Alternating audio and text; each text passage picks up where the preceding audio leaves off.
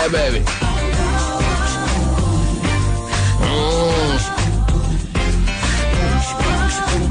Right. Sure. Hey there. Nice to see you. What's going on a Friday? All right. There you go, ladies and gentlemen. Hope you enjoyed the show. Have a good one.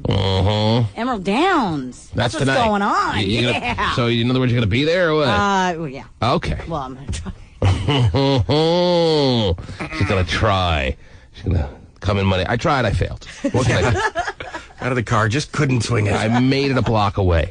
Come on, legs, move. They're heavy as cement. You got to try. Either at this point, you're going to be there or you are not. I'll let you know at the end of the show. All right. Sounds like she's going to be there, and she's built in the suspense. Yes. Wow. Yes. Stephen, what time are you getting there? Because you said yesterday you'd be there. It's going to make a killing tonight, Kilbreath. Oh, that's right. Hundreds of dollars. What time's there? I guess she's asking you a question there, Stephen. What time are they right? Picking her up at 6 o'clock. Oh, you guys carpooling? Yeah. Wow. So we can use the carpool lane. Of course. Since she lives a block away. I know. Well, tell you you're required to be there, so Stephen is not. Oh, really? No. Why am I required? Because you're an integral part of the program, and Stephen is too, but... Not? That's fine. Not. What about Hot Shot over Finally, here? it pays off. He's going to be there. Okay. You're going to be there, right? We'll see if I get out of football early or not. All right. That's an all-nighter thing. It's late. Okay. No, it actually ends at around 9 or 10 o'clock. Oh, does it? Yeah. Oh. Yeah, it's not. Unless you want to do the after-party Beaver McGraw's, Terry. Oh, of course. I know you're a big after-party Beaver McGraw kind of lady. That's right. And then after the party, it's the hotel lobby. Right. And then after that, Stephen pees in your face, Terry. It's beautiful. Whoa. He does an R. Kelly, huh? Wow. Yes. Gosh, that's just kind of all worth it, isn't it? Well, Terry, just from the word go, it's worth it right there. So, Shelley Hart, Eric Flower's going to be there, Terry. Speaking about peeing on someone. Well, yeah, that's true. He will be there. Oh, yeah, Eric. I forgot. Back in the day. And we will make all efforts to make sure this guy is not. Absolutely going to be there, because I tell you what, Terry Free, I'm going to give you the special John golden shower all over your face, because the Filipinos always loved it. Wow, that is quite the interesting little comment. You should call Vince McMahon. You're overdue to be on the WWF or WWE, whatever they call it. Oh, it could be WWE or WWF. They've never had a guy with scoliosis wrestle before. He'd be the wrestler with the big mouth who wrestles at a right angle. I really think. Cool. That would be pretty. I think Vince McMahon, if he has any brains left in him. No. Well, but then of course juice them up on get them all juiced up and then. What Terry Free doesn't know, I have free tickets to the Emerald Downs VIP suite. Wow, you didn't have to pay for them? Wow. Really? Well, that's right. Regardless, John. What you don't know about it, Terry, you will find out when I pee on your face. Okay, easy now. I give you a golden shower. Okay, but the bottom line is whether he has free tickets, paid-for tickets, box seats, luxury suite passes, it doesn't matter. He's not, according to all that's been told to security officers all over Emerald Downs, allowed to step foot on the premises. Well, the only problem is there, T-Man, but you could you don't know about, that you don't even you know. will never know. Wow. Let me tell you, this is going to be an interesting evening. If he has some hidden information, he's going to skydive in or something, too. Not only just skydiving in, but I've got free information of what you do not know about, T-Man. Love free information. Mm-hmm. Well, you know what? It is your... I love laughing like you, but what you don't know will never hurt you, honey. Honey. It's Mr. Honey. Ladies and gentlemen, if you have not got your tickets, I'm sorry, it's sold out. It's only for VIP people like me. That's right. And the rest of the great listeners. And Terry Free, I'm going to piss off. Okay, He's obsessed with that. Yeah, he loved that. Only for, I'm sorry I said it, Terry. Only for VIP people, which equals very important people, person people. Really? Is that what it stands for? Very important peeing. Very important being people. Jeez.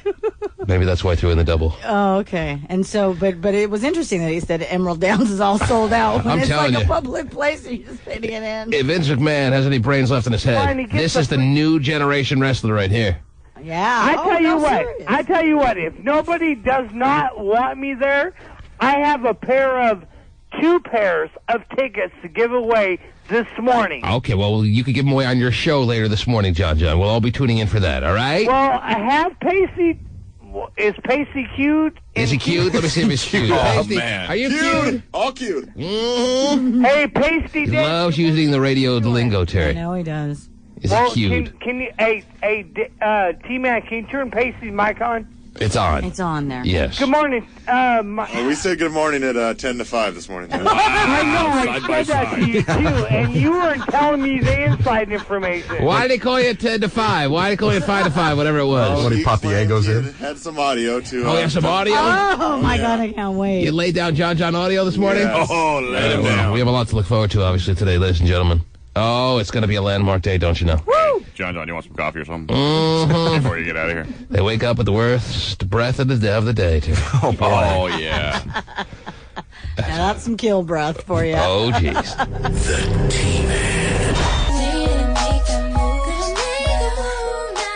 It's Bruce Springsteen news rocking the rock world. Are the glory days over for the boss and his wife of 15 years, Patty Scolfa? They have a strong marriage and have a beautiful family. Oh, I've geez. never felt better. That was Patty in 2004. Right. New reports say the couple has separated. Bruce has been spotted out with a 9/11 widow he met when the boss organized the Tribute to Heroes telethon in 2001. Oh, my goodness. He's leaving his wife for a 9/11 widow? Yeah. I'll tell you, these 9/11 widows are horny-ass women. I know. Ruthless, horny-ass bitches. I'm sorry, Terry. These 9/11 widows, they haven't been through enough. What is the thought process? Al-Qaeda took my husband, so I'm going to take yours? Maybe so. Is that what they're thinking? Could be. Because I would think that they've been through enough trauma that they wouldn't want to cause other families some of their own. Well. But they're too damn horny! I know. Didn't we talk about the firefighters' wives taking other firefighters' wives? Yes, it was and all on stuff like Oprah. that? Yeah. I watched it. Not really. Yeah, it's. I thought it was going to be the favorite thing show. Got to tune in every day just in case. These oh yeah, that's why I tune in all week, Stephen. 9/11 widows are ruthless. Mm-hmm. Don't have husband, must have yours. Must have boss. Yeah. Unbelievable. He met her during the 9/11 tribute show. But you know what? I swear, because the wife that he's leaving of 15 years, he met her. I mean, he was married when he met her too. So, so he's that was different circumstances. Oh well. Yeah. This is the 9/11 tribute show. She should have been filled with mourning and grief and traumatized. And Well, she was. Bruce says hello to her and she starts giggling. Well, no, I think he went to help her get through. Oh, he it. helped. He got her through the night. Yeah, he did. Bruce has been spotted out with a 9/11 widow he met when the boss organized the Tribute to Heroes telethon in 2001. Bruce Disgraceful. and his wife met when Patty joined his E Street band back in the 80s. Yeah, she joined the E Street Band. She's part of the crew. Yeah. There's been controversy with that. Played the tambourine like all women do in the band. Wow. Started with the Partridge Family. Oh, that's She was really right. good at it. Right, she was one of the best. Oh, yeah. Still hasn't been topped. I mean, the Go-Go's gave it a shot, but it was cute and cuddly for a little while. But tambourine players are pretty much the way it is. Yeah. And this woman during the 9/11 tribute show is hooking up with the boss. Well, Just sickening. need a shoulder to cry on, and the boss offered. I'm assuming she was one of the 9/11 widows Yes. during that is just disgraceful. She's a redhead, too. Oh, never mind that. Well, they're both redheads. Yeah, His wife is his too. ex-wife. Yeah, He loves the fire crotch. he does. Yeah. Yes. Definitely downgraded with the new wife from his previous wife too. Baby, we were born to run. Oh yeah, that's right. He did. Yeah, Mhm. and they are running. Yes. So I'm sorry, that's just sickening. Sickening!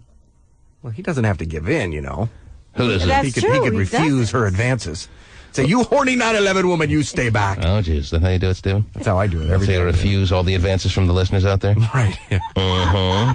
Horny listener, please stand back. Right. But I'll meet you later. I have a 10-foot rule. 10-foot rule. 10-foot rule. Wow. Whoa. The strippers have just a 4-foot rule. You have a 10-foot rule. Well, 4 feet's a little close. Uh-huh. You never know what could happen. Just feel a little poke coming through, huh? Bruce has been spotted out with a 9/11 widow he met when the boss organized the Tribute to Heroes telethon in 2001. Ridiculous, horny ass widow bitch.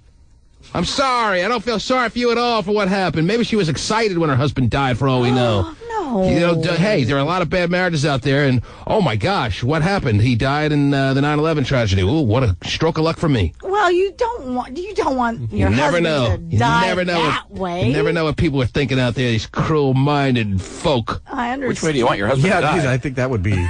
Naturally, when you're 80, 90 years old okay. together. Even if you hate them and want to get divorced, but you don't want to go through the process, a nice little 9/11 tragedy will take care of all that for you, won't it? Oh, is that how it was all set up? Maybe. I'm saying, hey, enough people died that at least a few of them were pretty excited. Wow, what a stroke of luck! My spouse just died. Don't have to worry about them anymore. Wow. Yeah. Don't think. Not good to think that way. Well, I'm telling you, enough people died in that tragedy that there were a number of people that were whether it was just inside or even on the outside, were genuinely excited when they found out their spouse had died. You know what's Sad, but true. that is sad. Maybe she was one of them, for all we know. Maybe she wasn't, which makes it even worse that she was filled with grief and the man she loved died, and a few weeks later, she did the tribute show, hooking up with the boss. In the tunnel of love. Jeez, here we go. What a brilliant surprise. Now, did Bruce ever get some relaxed fit jeans, or is he still? No, is he still painting them on? Well, but now, of course, the skinny jeans are back, so he's Okay. again back in style. Skinny jeans are back for who? Oh, really? They're back? Yeah, have you not seen any? For boys? For everyone. I don't know about skinny jeans. No, serious. Oh, back to the tiger shop to get some more. Tigers. It's sad because I don't want to see you them come throwing out back. the skinny jeans these days? I couldn't do it. But they are. They're back. I'm telling 20 you. years, what are you, 21? Yeah. 21? 21 years old, are you throwing on the skinny jeans? You throwing on the skinny jeans? Where do you see? How do you He know it's probably back? didn't wear skinny jeans when they were in. Terry's doing the back-to-school shopping. I am. And her son wants nothing but skinny jeans. Oh, Putting he's Darian far in the He skinny from- wants jeans. Sergio Valente. Darian is not wearing the skinny jeans. All right, well then how are But you I'm saying just they're saying back? because I have On them do it. women, maybe they're back. Well, but they do have them for some guys out there who like the skinny jean look. Well, like some Bruce. guys doesn't mean they're back. Not at all. Because the Auburn Mervins has them doesn't mean they're in. There is no Auburn Mervins, but just because Well, you there- never there is, wore, yeah. I'm gonna open one. you Like a never killer. wore skinny jeans. You always had to go with the husky jeans. Auburn folk will flock to that joint. Oh, like, they'll love it. like mad. Yeah. There's got to be one in Auburn. Put a casino Yeah. next to it, we're good. I can get a picture frame and a pair of jeans. Wow, That's this a is good great. deal. Well, I think where you may be right, Terry, is that the over baggy urban look may have run its course. But skinny jeans for guys? Come on. The cats aren't really sagging anymore. Yeah, they're not like- They're just pulling up their pants. They're That's not all that's like really going on. wearing it to the underwear showing anymore, which I think some people are excited about out there, that you don't have to see the BVDs anymore. BVTs. If you're sagging, you better not have on BVTs. Big Vicious and Deliciouses. But yeah, so the big baggy urban look is pretty much gone. What am I going to do now? Leaving, yeah. Steven's going to have to change his whole wardrobe. But He's got to actually start wearing the big baggy jeans now. the one that hugs your ass cheeks, not really being thrown on by many of the guys out there, Terry. But all right. Anyhow, I'm glad we can get that straight. Somewhere in between. Man, we ridiculed Steven about the plums for so many years. Now all of a sudden, that's the look. Yeah, plums are in, man. Wow. People love them. Plums are in season, huh, Steven? That's right. Okay. Well, something tells me you didn't completely get rid of those, did you? No, Just take them out of mothballs. That is really. You'll be good to go, right, Steven? That's right. I'll just grow into these. How about that? Okay. Something says you already have. Something to look forward to. Wow. Are you doing that top club countdown? Of course not, but how's just this to kind of put it in perspective. This is doing well in the clubs? Really I feel well. this for the club. I feel this doing well in the clubs. I didn't even need to ask you. I feel the club, man. Your Even feeling though is I've right. retired from the clubs, I feel the club, baby. I can see this doing well in the clubs, right? That's really well. Big time? Big time. And you pulled up trow, is that right? I did pull up trout during the break. Just during the break or just overall in your... Well, in your- overall, really, like, it's my new thing. The Winnie the Pooh style cannot be... Use the right notch on my belt. I'm sure Sue the controller's excited about this, right? I could care less. Oh, boy. All right, make sure to slide that audio tape under her door. She's on vacation. She's out of town. That's right. That's why he's not Of course. caring. Where'd she go? I don't know. Why? Don't care. Oh. Another don't care. She's out the building. Watch out. No, because normally you act very respectful, almost fearful of her. I'm very fearful of her. But this is the week where you let it all out. Whatever I want. Because she's your boss for the brunt of the day. A good majority of the day. Right. Bunt for the brunt. So now's the time to stick it to the bunt, to the brunt, to the brunt. Corey, I just found out she was out of town yesterday. I'm like, for real? I'm out of Oh, is here. that why you took off at 10 o'clock yesterday? How was out of here? That was weird for Winnie the Pooh to say goodbye to me, leaving the station before I left. Really? See ya. Yeah. Yeah. Interesting. Man, talk about when the cat's away, when that puzzy's away, huh? Wow. But no, but it's true. Who answered the phone? They just let it ring. It's got voicemail. Automatic cell phone pilot. There you go. I was at home answering it. Have it transferred to your cell phone. That's right. Yes. That's great. Now, does Sue know that you're the man and your private area is the legend? She's seen that. She's seen the. She saw that once a week for a good 6-month stretch, so Okay, she is good. absolutely aware of that. I want to Yes. make sure she knows that. But does she know for real? Talk to the legend. I'm gonna have to. Yeah, I can't let her forget that one. Did you ever get the urge to make her talk to the legend? Oh, I'm sure Sometimes I plenty can't- of times. Can't pull the trigger on that one though. The man is out to lunch. Talk to the legend. Yeah. You ever do that to her? No. Wow. Sounds like a good idea for a shirt though. It may be a good after-hours move. You never know where it leads. Oh. Green room action. She's on vacation. We can talk about this. Right, I No, know that. true, We are yeah. just having a field day with it. Oh, jeez. Field day, Terry said. Talk to the legend in the fields. Anyway, That's what I'm talking about. Terry, what else is going on in the world, please? Well, Eva Longoria apparently wants to learn how to speak French so that she can talk dirty to her little boyfriend, Tony Parker. However, what's kind of interesting about this is while he's away playing, United States basketball, whatever. Playing in the world little competition there. Right. Right. She's been seen stepping out with Stepping out. Keyshawn Johnson. Oh, jeez. Wow. Apparently, they were spotted at an eatery. Show Yeah. All cozy. Wow. And then apparently when paparazzi started flashing pictures, Keyshawn got a little irritated and asked one of the photographers for a little memory card, and everything. So, yeah. Wow. That's Learning the way, French from Keyshawn, are ya? that's the way you get. There's no more destroying film. Give me your memory card. Right. That's true. Now. Can't pull all the film out, out of the little canister anymore. Yeah, that little. No dramatic.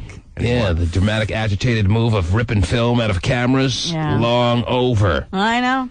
Now it's hand over your little disc, please, So I can step on it. Right. Yes.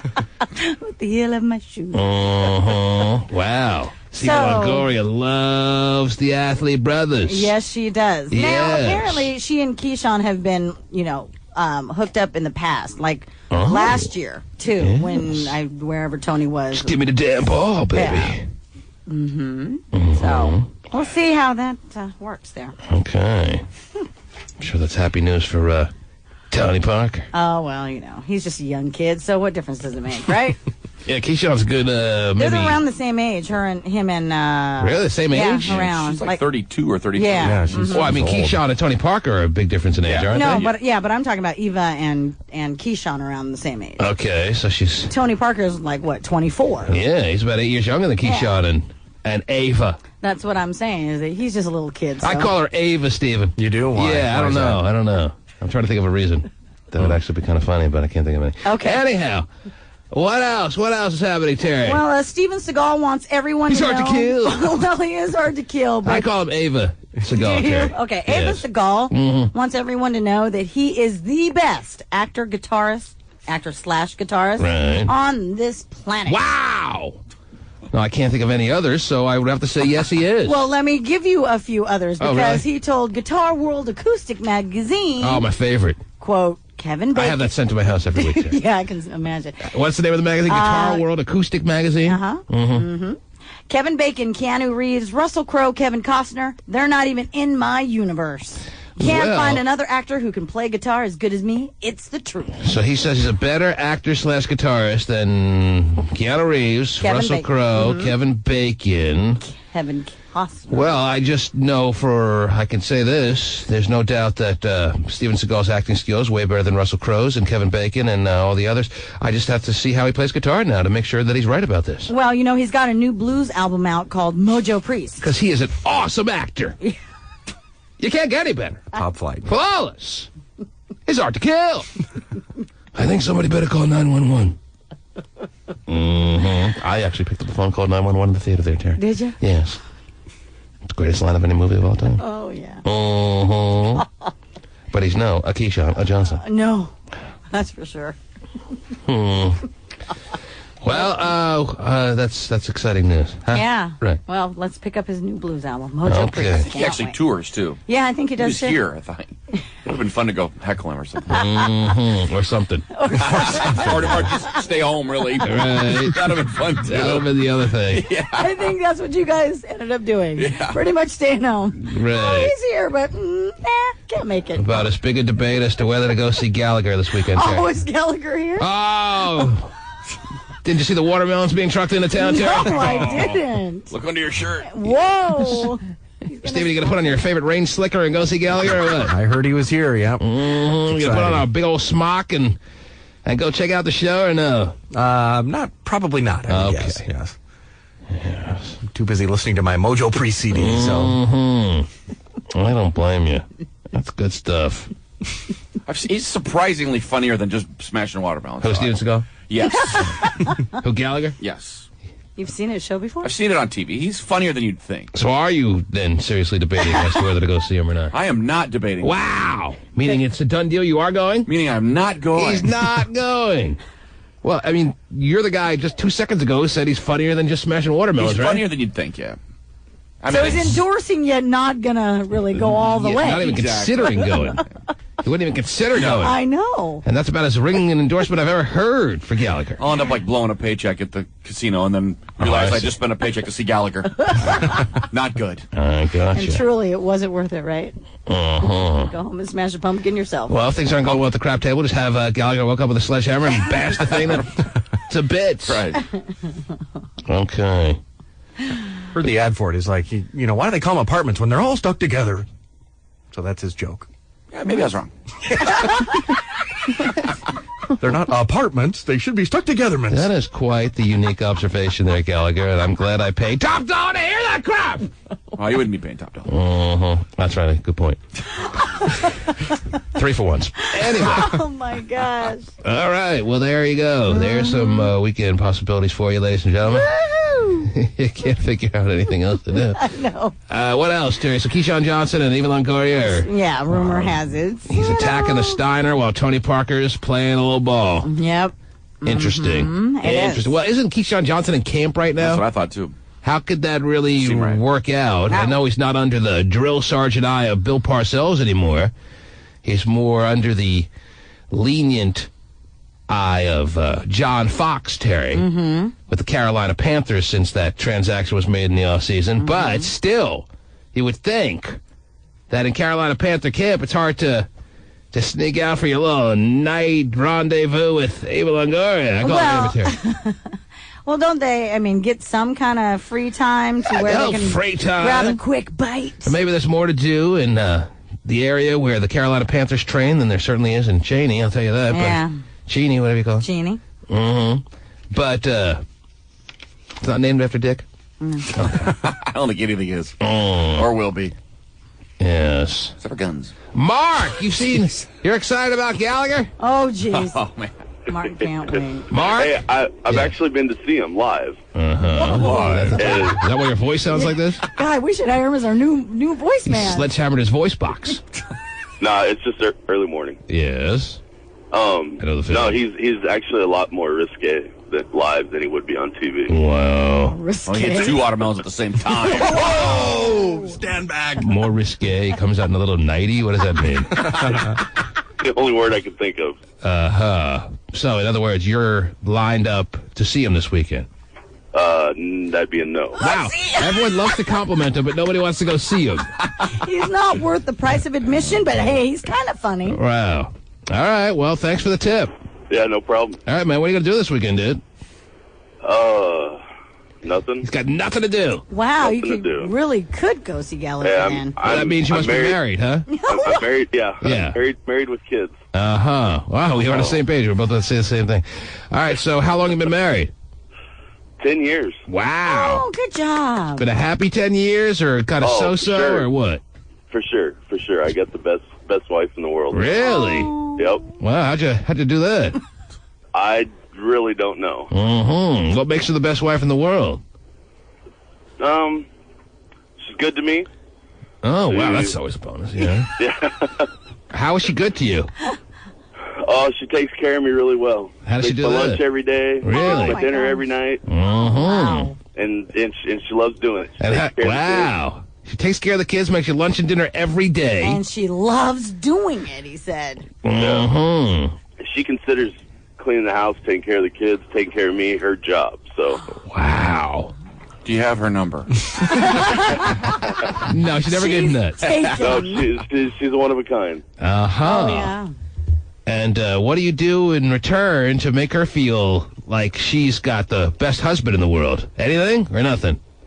Oh, You took her to Gallagher. work hard. That's a start. I'm on my way to work every day. Uh-huh. What do you do? What do you do that you feel good about your end of the bargain there? Oh, I'm a service tech for a septic company. Uh-huh.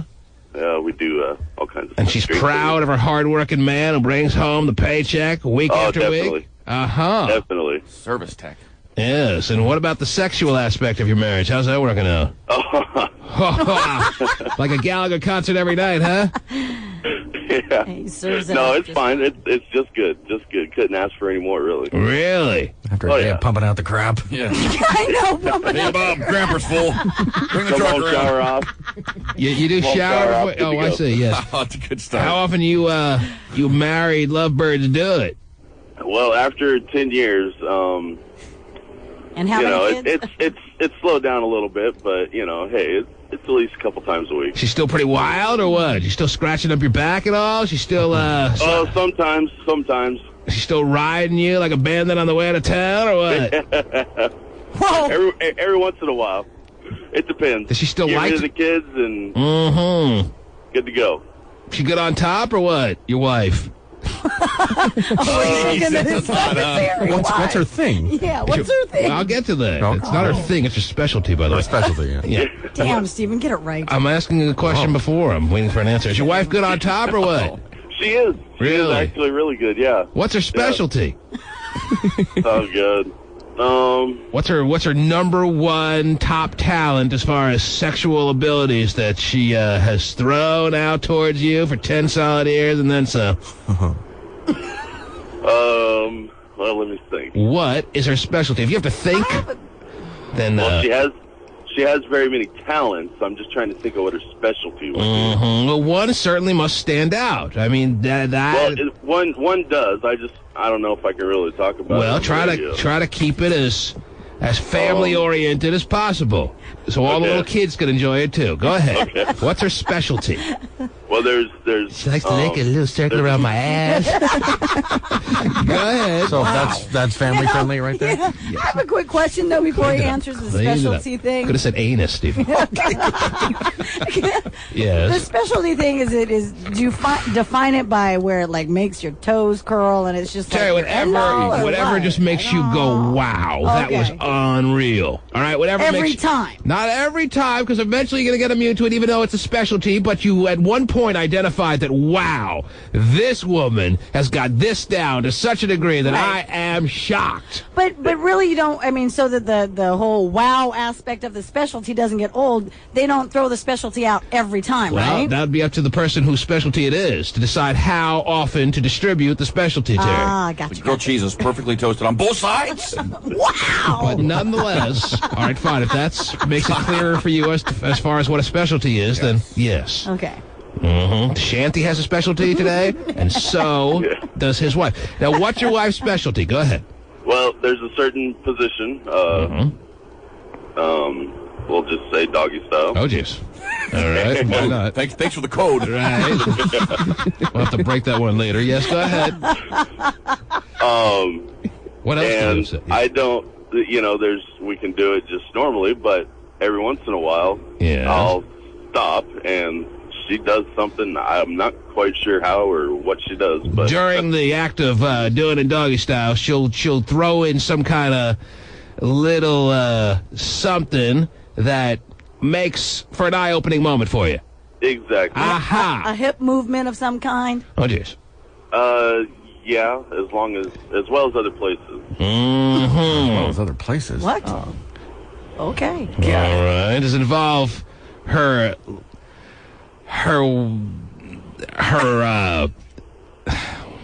it involve her arms or what? Does it involve her arms?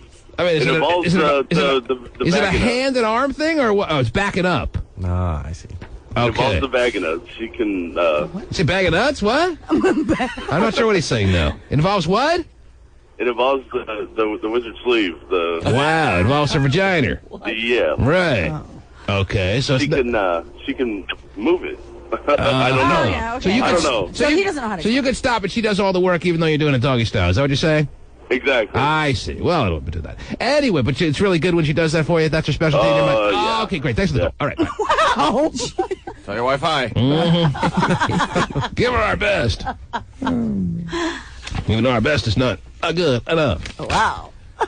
Sorry, when he gets tired during their doggy-style love-making marital tribute to love, she is there to pick up the slack. Well, she is there to keep the wheels in motion. She is there to back up the plow. Beep, beep, beep. Thank you, Steven, Whatever. for making it so much more understandable, yes. I thought he was like saying she could like move it like, the bottom of a jellyfish kind of routine. What? Kind of move it like internally. Well, maybe she can while she's doing it. That wouldn't be just for doggy style. That'd be for... Oh, yeah, that's a good point. A lot of women think when the man stops, Right. They have that the sex stops, doggy style. This woman knows that when the man needs a little breather, the sex need not stop. I can just back it up. Wouldn't I make a great woman? Thanks. Yeah, right. You want to go to Gallagher this weekend? I think I'm ready. Okay. The T-Man. An American Idol favorite found herself at the mercy of a group a lot rougher than Simon Cowell, the judge. 2005 finalist Michaela Gordon and a male friend were walking the Las Vegas Strip early yesterday morning when a group of bandits robbed them at gunpoint. Wow, bandits, Terry. Ouch. Bandits robbed them. Were they on the way to town? I think so. Oh, jeez. Yeah, they're going to rob her and then go. Mm-hmm. That's what bandits do. Yes, they that rob you, is. then they're on their way out of town. Riding a pony over the dirt road there. On to the next town. Mm-hmm.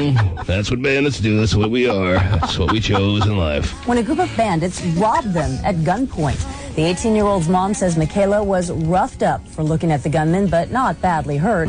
The bandits got away with just $5 and a cell phone. $5. Let me tell you, that was a big score. That's what you want to do. You want to rob American Idol hopefuls. Yeah. Well, and then she said that the young girl got roughed up for looking at the bandits. Well, I mean, when you're getting robbed, where are you supposed to look? You're supposed to look at the ground, Terry, so you can't identify them. That's what they tell you to do. Don't you know that I stuff? didn't know. She looked them right in the eye, and she got roughed up for it by a bunch of bandits. Don't look at me. Bob, is that you? No, it's Jack Bandit. Jack Bandit. Now I have to rough you up because you saw my face. Right. You're lucky I don't kill you, but bandits don't do that. Bandits just rough up and rob. Right. That's what a real bandit does, Terry. Rides out of town, like you Otherwise, said. we wouldn't be bandits. We'd be murderers. Ooh. But we're bandits. We take and we run. $5. Woo, thanks. Score.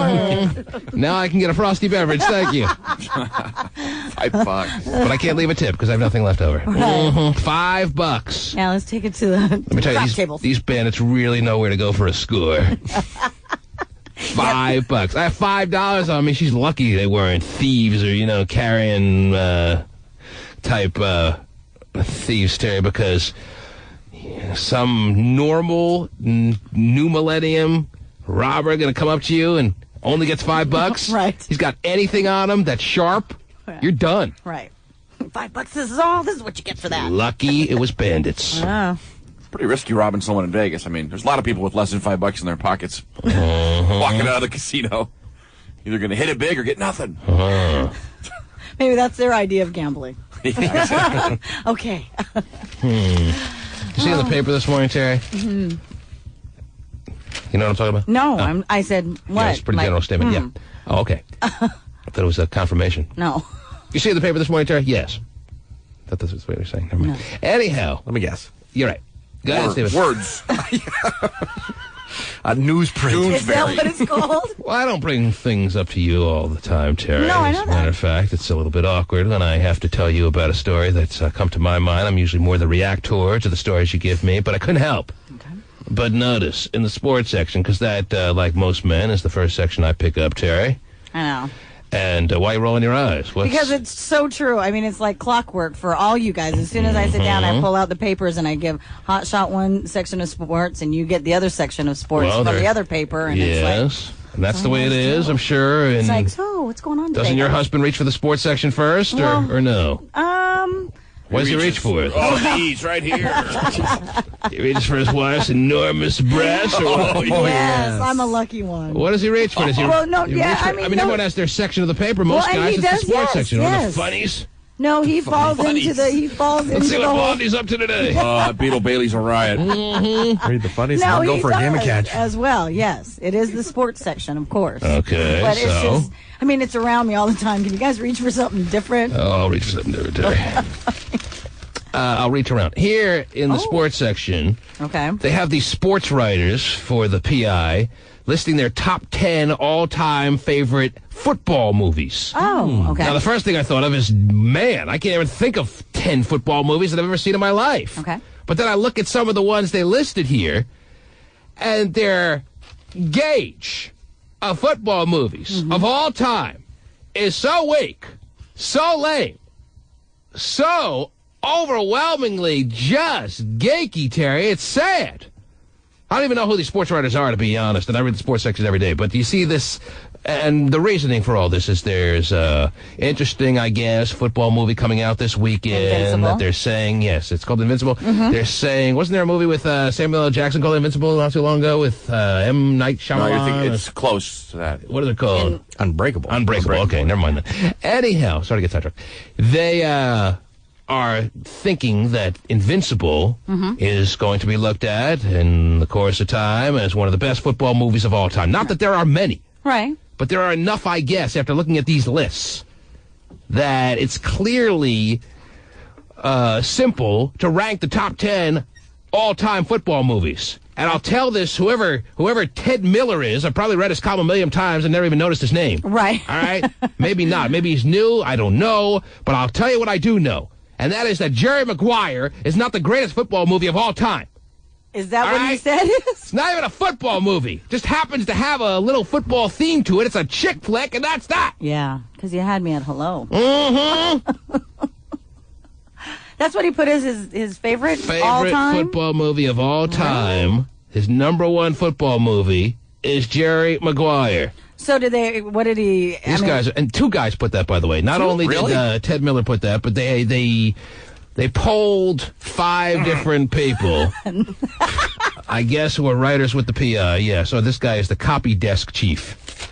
Wow. Just making copies today. Yeah, the fruity go-to guy probably loves that, too. Well, they didn't even use his list. Oh. And he put Jerry Maguire as well. I cannot see how anyone could put Jerry Maguire as the number one football movie of all time. All right. That is so lame. So sad. No Rudy anywhere? Rudy didn't make anyone's top 3. Really? Wow. Oh, wait, no. It made, let's see, a woman. Molly Yannity, whoever that is. Oh, way to go, Molly. It was her number 3 all-time football movie. Does it give her number 1? Sorry, the top 3 is so clear, as far as I'm concerned. Okay. Remember the Titans has to be either 1 or 2 in everyone's top 10 as far as football movies, Terry. Sure. If Remember the Titans, which forget it being a football movie. How about just movies of all time? If it's not in your like top 20 to 30 movies of top 50 movies of all time, then you're crazy. Remember the Titans is the greatest movie I can think of. Clearly the best football movie, Terry. Right. And it's not in anyone's top 3. Wow. This is how accurate and how much credibility these PI writers have. How could I read the sports section ever again in my life, knowing that nobody from the PI who was polled about football movies even had the smarts, the brain power, the ability to just think like a reasonable person. Wow. To put Remember the Titans in the top 3. Yeah. I would have figured. This isn't rocket science! Who's this Ted Miller? Get me the number of the PI. Let me call him right now. He probably won't even answer. I'll leave him a voicemail. Should I call him, leave him a voicemail and call him a juicy pussy terrier? Wow, if that's what you need to do. Because that obviously, with Jerry Maguire is the number one football movie of all time. I agree with you on that. And I loved Remember the Titans. And all the right moves. I mean, everyone's down on Tom Cruise these days, but that's a true football movie. Right. And that is a great football movie. Now, it's an old football movie. You're going back about 20, 25 years as far as when that movie came out. Right. But still, it's on cable. It's on all the time. It is. And every time I have to watch it, Terry. Right. Empire Bulldogs. I mean, you're talking about the steel mill town of Pennsylvania football. I mean, that is really the heart and soul of high school football. Right. And it captured the essence of all that. And if Ted Miller likes Jerry Maguire because it's such a great love story, a little bit more than All the Right Moves, well, then he's not a real sports guy as far as I'm concerned. He's a juicy pussy! Wow. I forgot about All the Right Moves. That is good. All the Right Moves has to be in everyone's top 3 of football movies of all time, because there aren't that many. Right. Oh, Johnny Be Good. Anthony Michael Hall, that's awesome. But they put Heaven Can Wait. Oh, let me tell you. Heaven Can Wait, really? Nothing like a fancy love story between, what's his freaking old face? Warren Beatty? Warren Beatty. Yeah. Wow. Who gets put into the body of an NFL football player, whatever Right, because he was the millionaire. He was the millionaire who died. I don't even know. But that is, yes. We're talking about just stupid, sappy, fluffy football movies. That's not a real football movie. Heaven Can Wait. Is Brian's song in there? That's Claire Farnsworth's #1 movie, Terry. Heaven Can Wait, really? Heaven Can Wait, as far as football movies of all time. That's Claire Farnsworth, #1 football movie. How the hell do you read the PI after you see this? How do you read the PI? How do you know it? Answer me! Come on, Claire. Should have known when we realized back in the day when we were reading his column, the man is named Claire. Start calling him Eclair. Okay. He's got cream filling? He's got a big custard filling, obviously, Terry. Because he puts Jerry Maguire as his #3 all-time football movie. He puts Heaven Can Wait as #1, and a movie I haven't even seen, Everyone's All-American, is #2. Never seen that. Never seen it. And he puts Remember the Titans at #4. So you're telling me, Claire Farnsworth, that you're a sports guy? You're telling me you're a sports guy, and Remember the Titans falls short of Jerry Maguire, Heaven Can Wait, and Everybody's All-American? Don't you know, Dick? I should be leaving this on his voicemail, Terry. Right. I'm sure he'd appreciate this. I'm sure. I'm really Let's happy call to them see. all, shall we? Really happy to see that radio made someone's top 10. Uh-huh. I didn't see it, but I heard. It was a good movie, right. actually. Cuba Gooding Jr., right? It was good. I heard Cuba Gooding Jr. was, like, laughable as trying to play like some retarded dude or something like that. No, he was very good. I guess people have different opinions on it. I didn't see the movie, so I can't comment. But I'm sorry. You got to put Rudy, All the Right Moves, and Remember the Titans as your top 3, and there's no debate about it. Waterboy. And there's no debate about it. The burning bush has spoken. Yeah, I'm surprised they didn't put Waterboy in there somewhere. You want to throw Brian's song in because you're a big tearjerker guy, Claire Farnsworth? That maybe would be a little understandable and acceptable. You want to throw a little sappy Billy D. Williams roll in there? It was a great story, yes. Well, Terry, I mean, you're talking about real football. That's what it's about. It's about. And I'm saying, you want to throw that in there in your top 5, your top 3, I'll at least let that one slide. Okay. But don't give me Heaven Can Wait, and don't give me Jerry Maguire. Yeah, those aren't football movies. No, fluff movies. You're right. And then you got Bill Hayes, who put Jerry Maguire as #1, whoever this guy is. He put Jerry Maguire as his all-time #1 football movie. He puts Fast Times at Ridgemont High in his top 10. Now, how is Fast Times at Ridgemont High even a football movie? Wasn't it all about Sean Penn getting high? Well, it's about a lot of things, but it wasn't about football, Terry. It was about a lot of different high school... Just high school in general, right? Situational thingies, but none of them. Maybe there was a 20-second scene in the movie on a football field. Aside from that, no football to be found. Hardly can be seen as a football movie, and yet it's in his top 10 of football movies of all time. This is what the PI is throwing at you. Varsity Blues, you know. Now, why? Even the program, that's obviously more of a football movie than any of the ones that they're putting in their top 10. Wow, that's shocking. Why do I get so worked up over these things, Terry? This is something they didn't have to do. Now that they've done it, they've ruined it for me. Well, because the next thing you know, these people are the ones that are going to tell you who to pick for your fantasy football league. And so you know that they don't know what they're talking about. Passing themselves off as knowing about sports. Right. Har. Jerry Maguire. Unbelievable. How about The Longest Yard? People love that movie. I've never seen it, but it's in here. The old one, yeah. Yeah, the old one. In here in spots. Oh, yeah. Any Given Sunday? Did they? That was horrible. Well, I know that, but if they're going to put anyone's Jerry top 10. Maguire up there, I mean, it wouldn't shock me if they put Any Given Sunday up there. The Replacements? Oh, yeah, The Replacements. I get that. Cancel your subscription. Right. Did that years ago. Anyhow, read it on the internet like everyone else. Now, are you looking? Well, since they're bringing that up because of this movie with Mark Wahlberg, are you looking forward to it? Are you planning on watching it? No, are you into those kind of movies? It looks pretty good, though. I ain't seen it. Okay.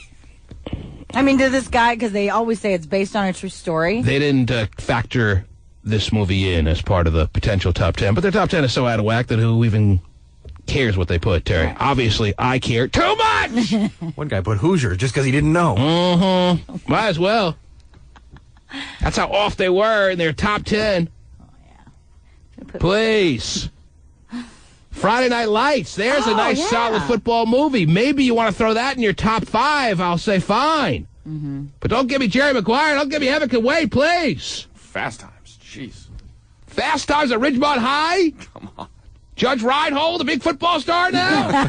I'd say, who the hell's Ron Johnson? Mm-hmm. Nobody gets it. I know, just you. I'll take a slice of pepperoni, a Coke with no ice, and your phone number. Oh, yeah. Slick. That was slick. It worked. Yes. I'm going to try it. It's the ticket guy. It's not the ticket guy. It wasn't the ticket guy? Don't even try, Terry. No, I was just... Terry, you can't stop. You can't compete. I'm not trying. I'm Don't just even try to compete, Terry. Your mama's all right. Oh, yeah. That works, too. You bought $40 worth of freaking film. You didn't even get a phone number. You don't even own a camera. Mm-hmm. All right, nobody gets this. Anyway, what else is going on in the world, Terry, please? You gonna give me that phone number? Speaking of football movies and stuff like that. Sad. These are sad people, Terry. I don't like sad people. Well, I have no tolerance for sad people. I have no tolerance for people.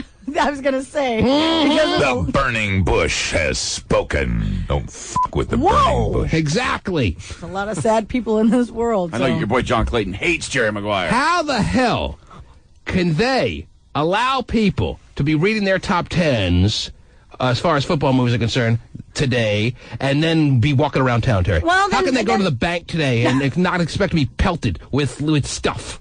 It's time for a billboard.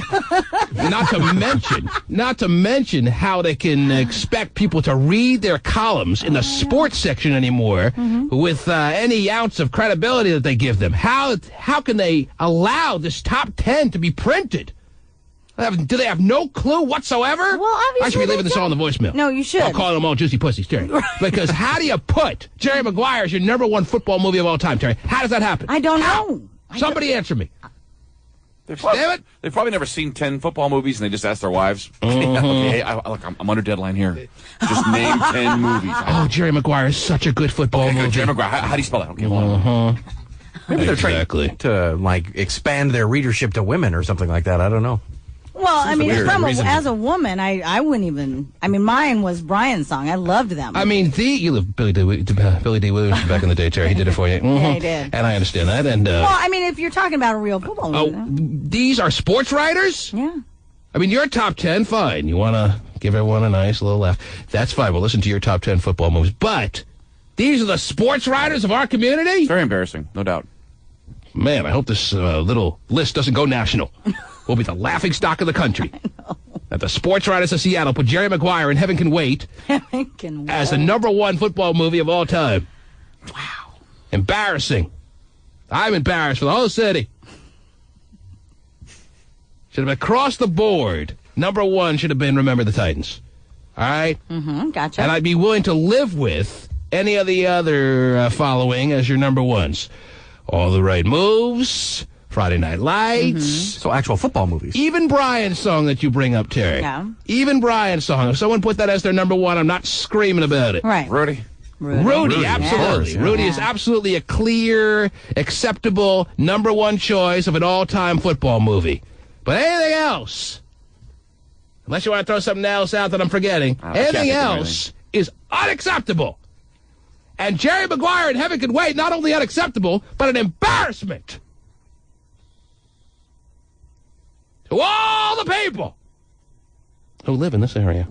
And I apologize on behalf of these squirrely, pussy-like sports writers that obviously don't have the wherewithal to figure this out for themselves. It's embarrassing. Travesty. Oh, jeez. Like I said, here goes another billboard. Mm-hmm.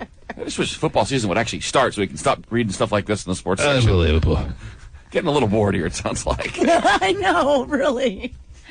Didn't spring camp or training camp just break or whatever? All of the above, Terry. Right. Mm-hmm. So, there you go.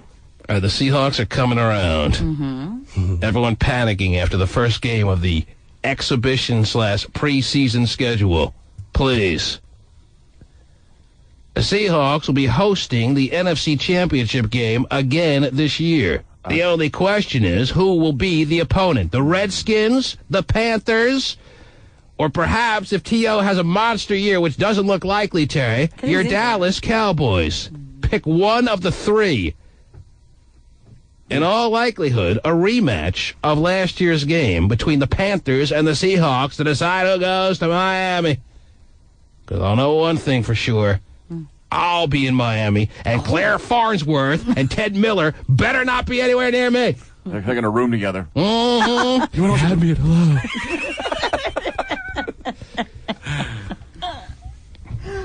Man, you don't see like John Madden watching movies like that. Real football guys. Ridiculous. John Madden is such a real football guy. Terry doesn't even look like a guy. He looks like a rhinoceros. I know. You ever see this man in person? No, but on TV. His skin is so rough looking. Yeah. It looks like a rhinoceros's skin. I saw this man in person. I actually had to take a triple take. Did you? Oh, God. Sad. So sad they just blew out my microphone, Terry. Oh. Or my headphones, one or the other. I can't figure it out. Really? But this happens when I get worked up. Don't we have a backup here? We have a few now, Terry. Oh, Yes. good. Mm-hmm. Oh, jeez. 1-866-663-T-MAN. It is a Practice Friday, don't you know? And that means phone calls must be the way to go today. Plus, we have VIP passes for Emerald Downs tonight, Terry. Yay. Emerald Downs, that's tonight, right, Pasty Dave? You excited about this or what? Absolutely. Mm-hmm. Favorite football movie of all time? I got to say Rudy, I think. All right. I liked Rudy. That's fine.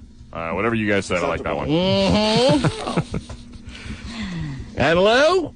Oh, I never seen a football movie. Mm. Okay, there's only one sport. Baseball. Okay? That's it. I can accept that as well. All right. And no one had the passion for the sport of baseball like you, Lou. No one has thrown first base in an argument with an umpire as far as you. That's why I need rotator cuff surgery. That was really heavier than I thought. Kind of a bad move, actually. Maybe I'll throw the hat next time. The T-Man.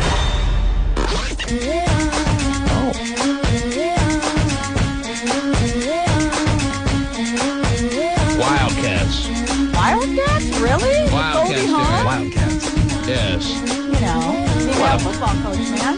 What a football movie that is, Terry. Yeah, Wildcats obviously is one of the greatest football movies of all time. Has to be in the top 5, and it is in Claire Farnsworth's top 5. Well, you know, I mean, she showed him that she could coach. Wildcats, Terry. Wildcats. I didn't even notice that when I was ranting during the last segment. Wildcats. Yeah, As in Wildcat. Claire Farnsworth's top 5.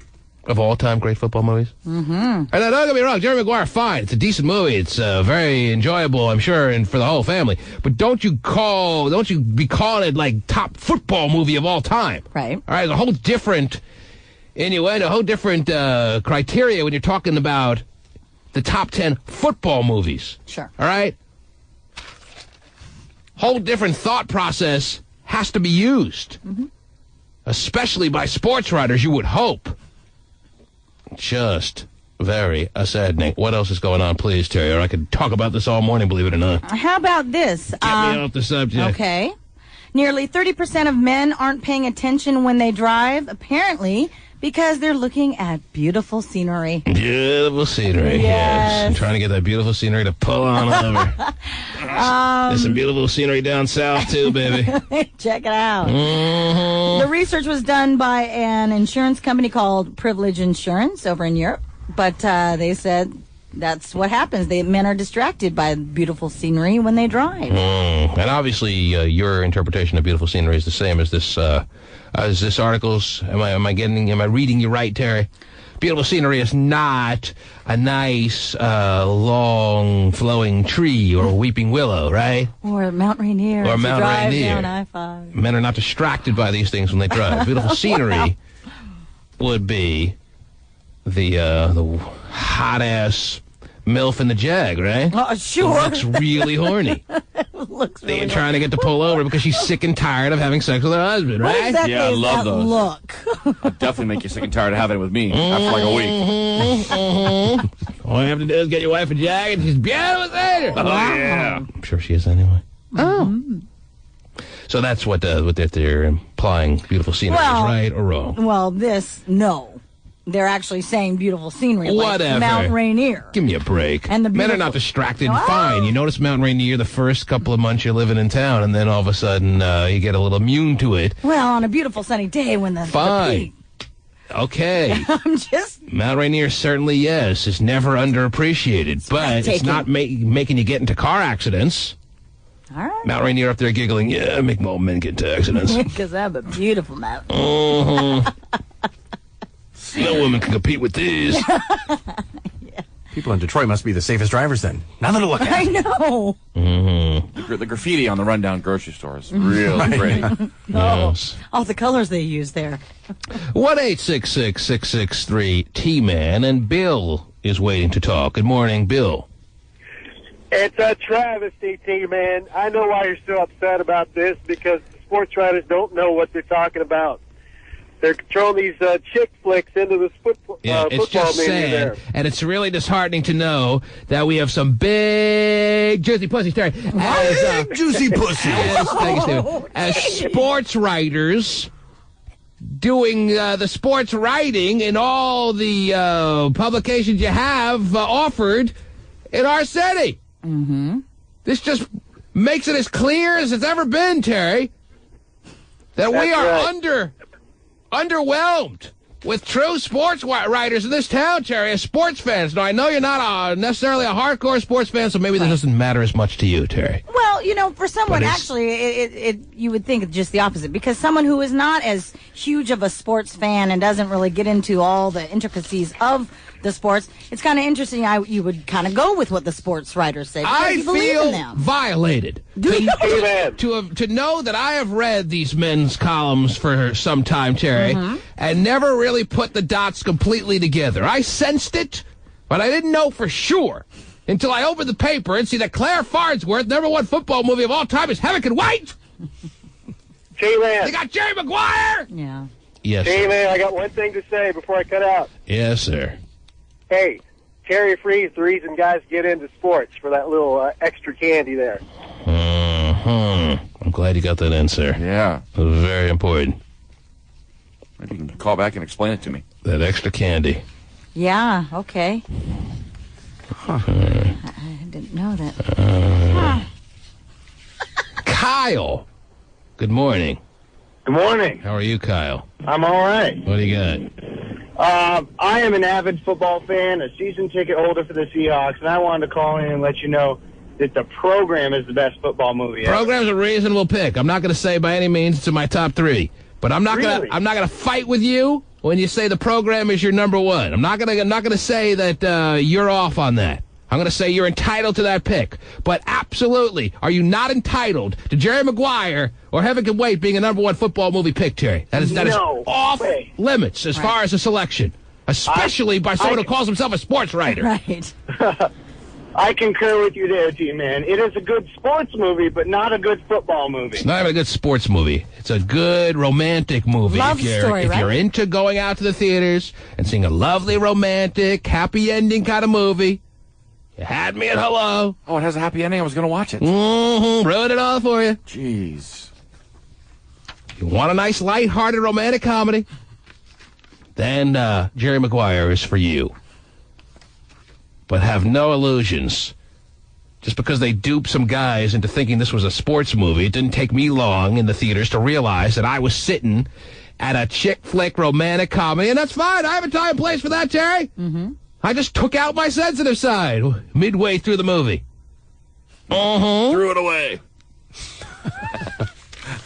I don't need this. Daryl. Good morning. Guys are fired up this morning, too. Oh, it sounds like it. Yes, Daryl. Daryl.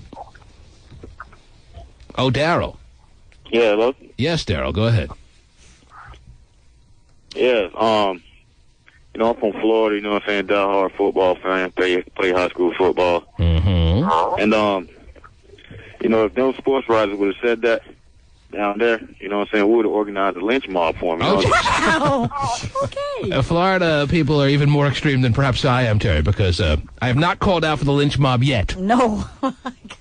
Yeah, you know, we live and breathe football, you know what I'm saying? Florida high school and college football is the gospel, Terry. Yeah. And if you're going to go in the newspaper and list your top 10 of football movies and Jerry Maguire's your number one, you better be prepared to live in the bomb shelter or something like that, Terry, because, yes, Exactly. it's religion. Yeah. And you don't insult people by telling them that Jerry Maguire is the number one football movie. I'm sorry you had to hear about this, Daryl. New to our area. He moved here from Florida, Terry. Mm-hmm.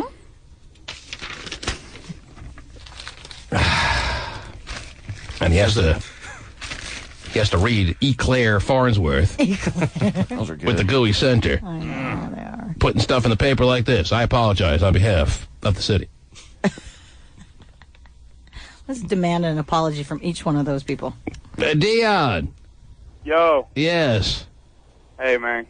Dion certainly has a right to comment on football, Terry. Yes. Go ahead, Dion. Hey, I just want to say that, man, it's really disappointing, and it's actually a disgrace that they would write that Jerry Maguire and Heaven Can Wait to be the top two movies of football movies. And on top of them feeling that way, Terry, on top of these writers feeling that way, the fact that they didn't have the gauge to sense that they were off to the point where they were willing to allow this to be put in print in the top circulated papers around the Western Washington area, Terry, just shows me how demented these writers are, how sad this is. It adds extra sadness on top of the heap of crap sadness you already have. Yes, Dion. Hey, T-Man, and another thing. Where do I sign up for the lynch mob? Oh, wow. Jeez. Oh, Let's gosh. take it easy now. See what the guy from Florida did. I thought I was worked up, Terry. Man. Mm-hmm.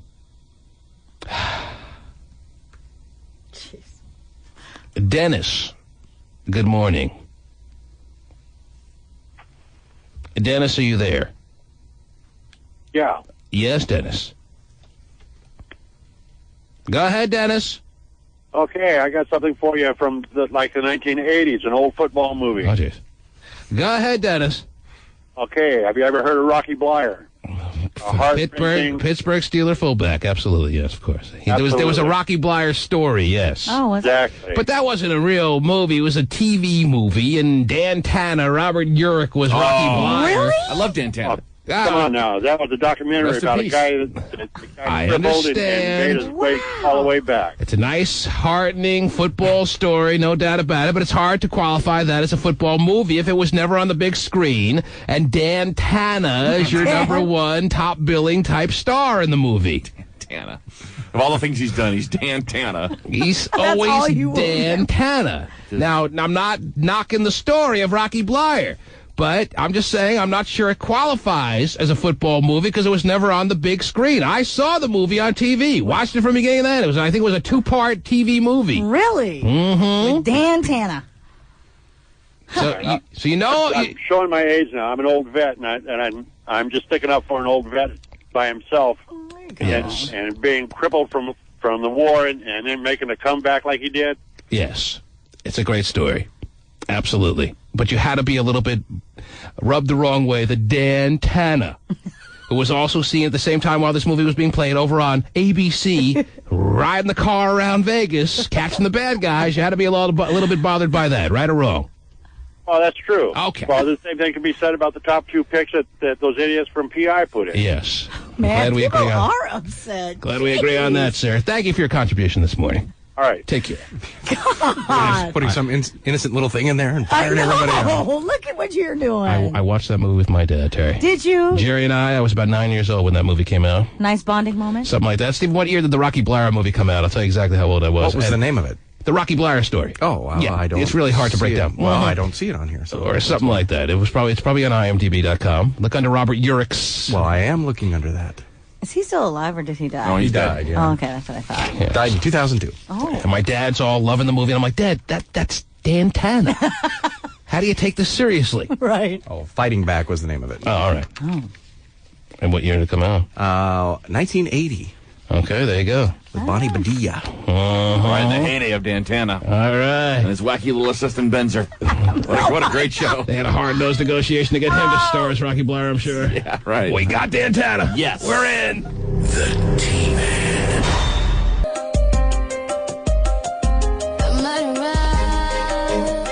No, no, no.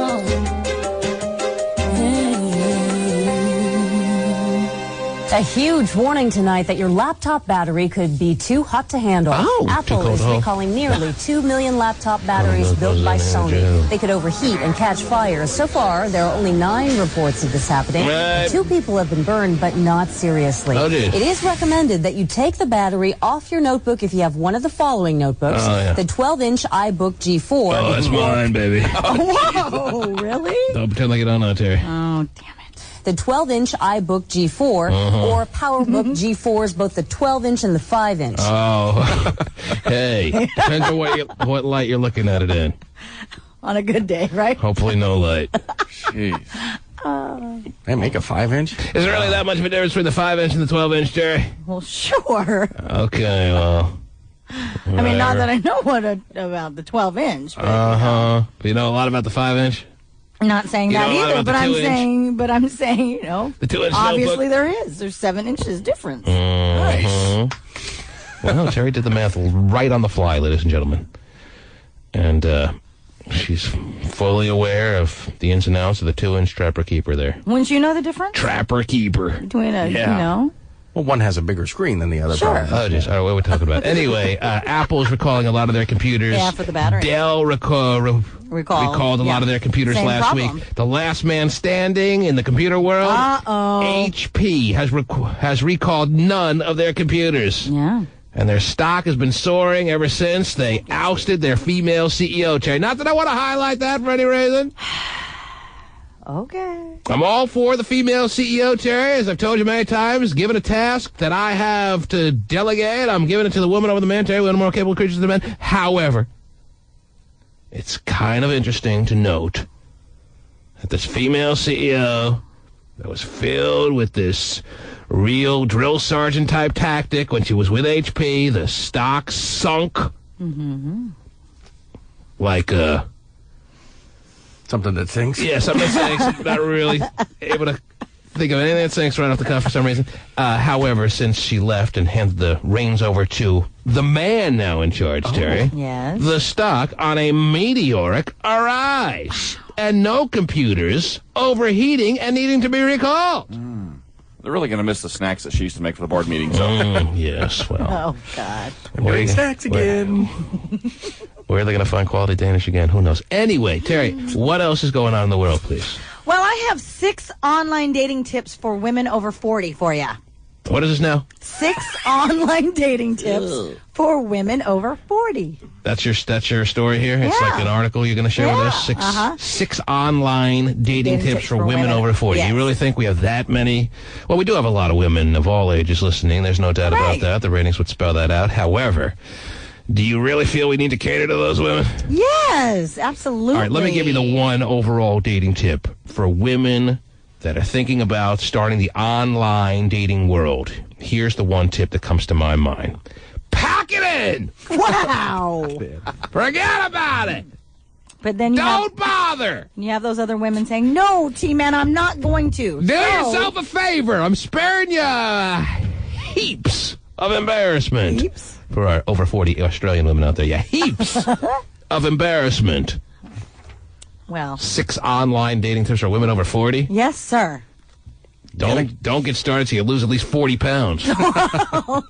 Okay. For every age you are, lose that much in weight before you even bother getting actively involved in the online dating world. So if you're 52 pounds, is that it? Exactly. If you're 52 years of age and you're considering getting yourself involved in the online dating world, you must lose before you can get started. I'm surprised all the online dating sites don't make this happen. 52 pounds minimum. Wow. Actually serve you well for more than just your online dating reasoning. Oh, okay. Mm-hmm. Gotcha. And on top of that, Terry, all these dating tips for the over 40s are coming to my mind now, Terry. I don't know what you have on that list, but it probably mirrors exactly what I'm saying, right? Well, no, it doesn't say anything about losing weight, Well, if that's what you're asking. I have another one that has just reached the brain area, Terry. Uh-oh, watch out. Came right up from here. Yeah. Yeah. And it is clearly you over 40s better be prepared to be offering Steiner access on date number 1 with whoever you hook up with. Wow. Because that's expected. It's expected? With the over 40s, Terry. Don't expect to be wine and dine for 6 months. Why not? Steiner access night number 1, and that obviously is for your benefit, too, since you've lost a lot of the feeling in your vagina, Terry. Whoa, really? Is that how that works? Well, isn't that the case? You tell me. No! Over 40, you don't lose a little of the elasticity and some of the feeling? No. I'm not saying all the feeling, but a lot of the feeling. That's why the Steiner's a good alternative. No. I mean, what the woman is supposed to, when she meets her online date somewhere, all of a sudden she says hi and just bends over? Oh, geez. Well, Terry, that would be way too easy. I'm saying you hang out, you take in some cocktails. Also, Windenstein. Wider and then Steiner. Okay. Wow. That's perfect. And if you want to throw a little shrimp cocktail and a nice entree down her throat, that is more than agreeable, Terry. But I'm just saying, by the end of night number 1, she better be prepared. Don't think she's going to get away with the kiss at the door. All right? That is not flying for the over 40s that are dating online. Well, that's in your tips. No, absolutely not, Terry. This is a universal. The burning bush has spoken. You're over 40. The burning bush is speaking a lot today. You're over 40, and you're online trying to hook up. Yeah. You better be ready night number 1 to throw it out there. Don't expect to be hooking up online, then getting together, meeting out, and then all of a sudden ending the night with a kiss on the cheek. You can forget that right now. Wrong cheek. Whoa, that's supposed to be the other end. Between the cheeks. Fuck her up, lady. That is so wrong. And yeah, that's all right. No, it's That's just kind of wrong. true. I mean, beggars can't be choosers, right? I mean, come on. You're 40, a little more desperate. Are you telling me, Terry, that you think the woman who's 46 years old, who's throwing herself out there with the profile and the emails back and forth, and then she finally makes up an arrangement to get together with a 42-year-old guy, and they meet at a restaurant, they meet at Steak and Stein, and they have a nice little dinner, and they talk and they chat, and it's just endless dribble. You're telling me that when the night is concluded, that she's more than it's more than acceptable that she just gives him a kiss on the cheek, he gives her one, and that's that, and they're supposed to meet again? Absolutely. Well, that Whoa, that got the buzzer too. that is so far-fetched and ridiculous, Terry. That is so out of touch with the realities of the world, Terry. That does not fly for the over 40 woman who's dating online. And the key part of this is the two aspects. that are obviously right there in front of your face. She's over 40. Over 40 and dating online. All right? There's a hint of desperado there, Terry. I don't care how in vogue the internet will ever become. Right. I don't care how mainstream it ever will become and already is. I don't care. It's still dating online, which will always have the attachment of desperation that goes along with it. That may be true. However, I think a woman over 40 who is dating online is a little bit pickier than most. She's not just going to take any person. Yes. You know. Well, that's fine. And she's going to find the profile of the guy let me make it clearer for you. Doesn't want just Steiner action. Okay, let me make it clearer for you. First of all, she wants the Steiner action because she lost some of the elasticity of the feeling. But let me just say this. Let me clarify it. Let me clarify it for you. If she goes out on this first date and she totally doesn't like the guy, okay, let's say she thought she liked him from their emails, and she thought there was a connection through their phone calls, and then they go out and she just says, you know what, this guy is so not for me, I never want to see him again. Obviously, then, she doesn't have to allow Steiner access. But if she's into the guy in any remote way and is thinking that she ever wants to see him again, the Steiner is mandatory. So what you're also saying here mandatory is that the guy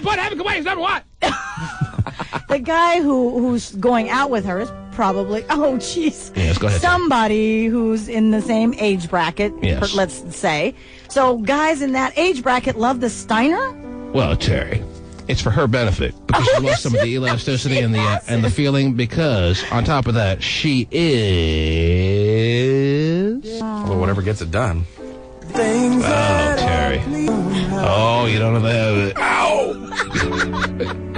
Don't you? It's a long night with her, Terry. Well, but Yes, Terry, what? But the other thing, too, is this is what I believe. I know deep inside of you agree with me. I know that you're putting up a fight for You're putting up a fight for the fight's sake because you play the devil's advocate there in your little chair. No. You feel like you have to be the defender of the plus 40 women. You know, I know deep inside, you know that if a woman's into a guy that she met online and they're having their first date, she better be ready to roll out the red carpet. No, I so don't believe that. I know you do. Because I know you're a sensible woman, Terry. And a sensible shoe as well. Yes, sensible shoes. Yes. Sensible pastries on your side of the console. Oh, yeah. I know you know what I'm talking about.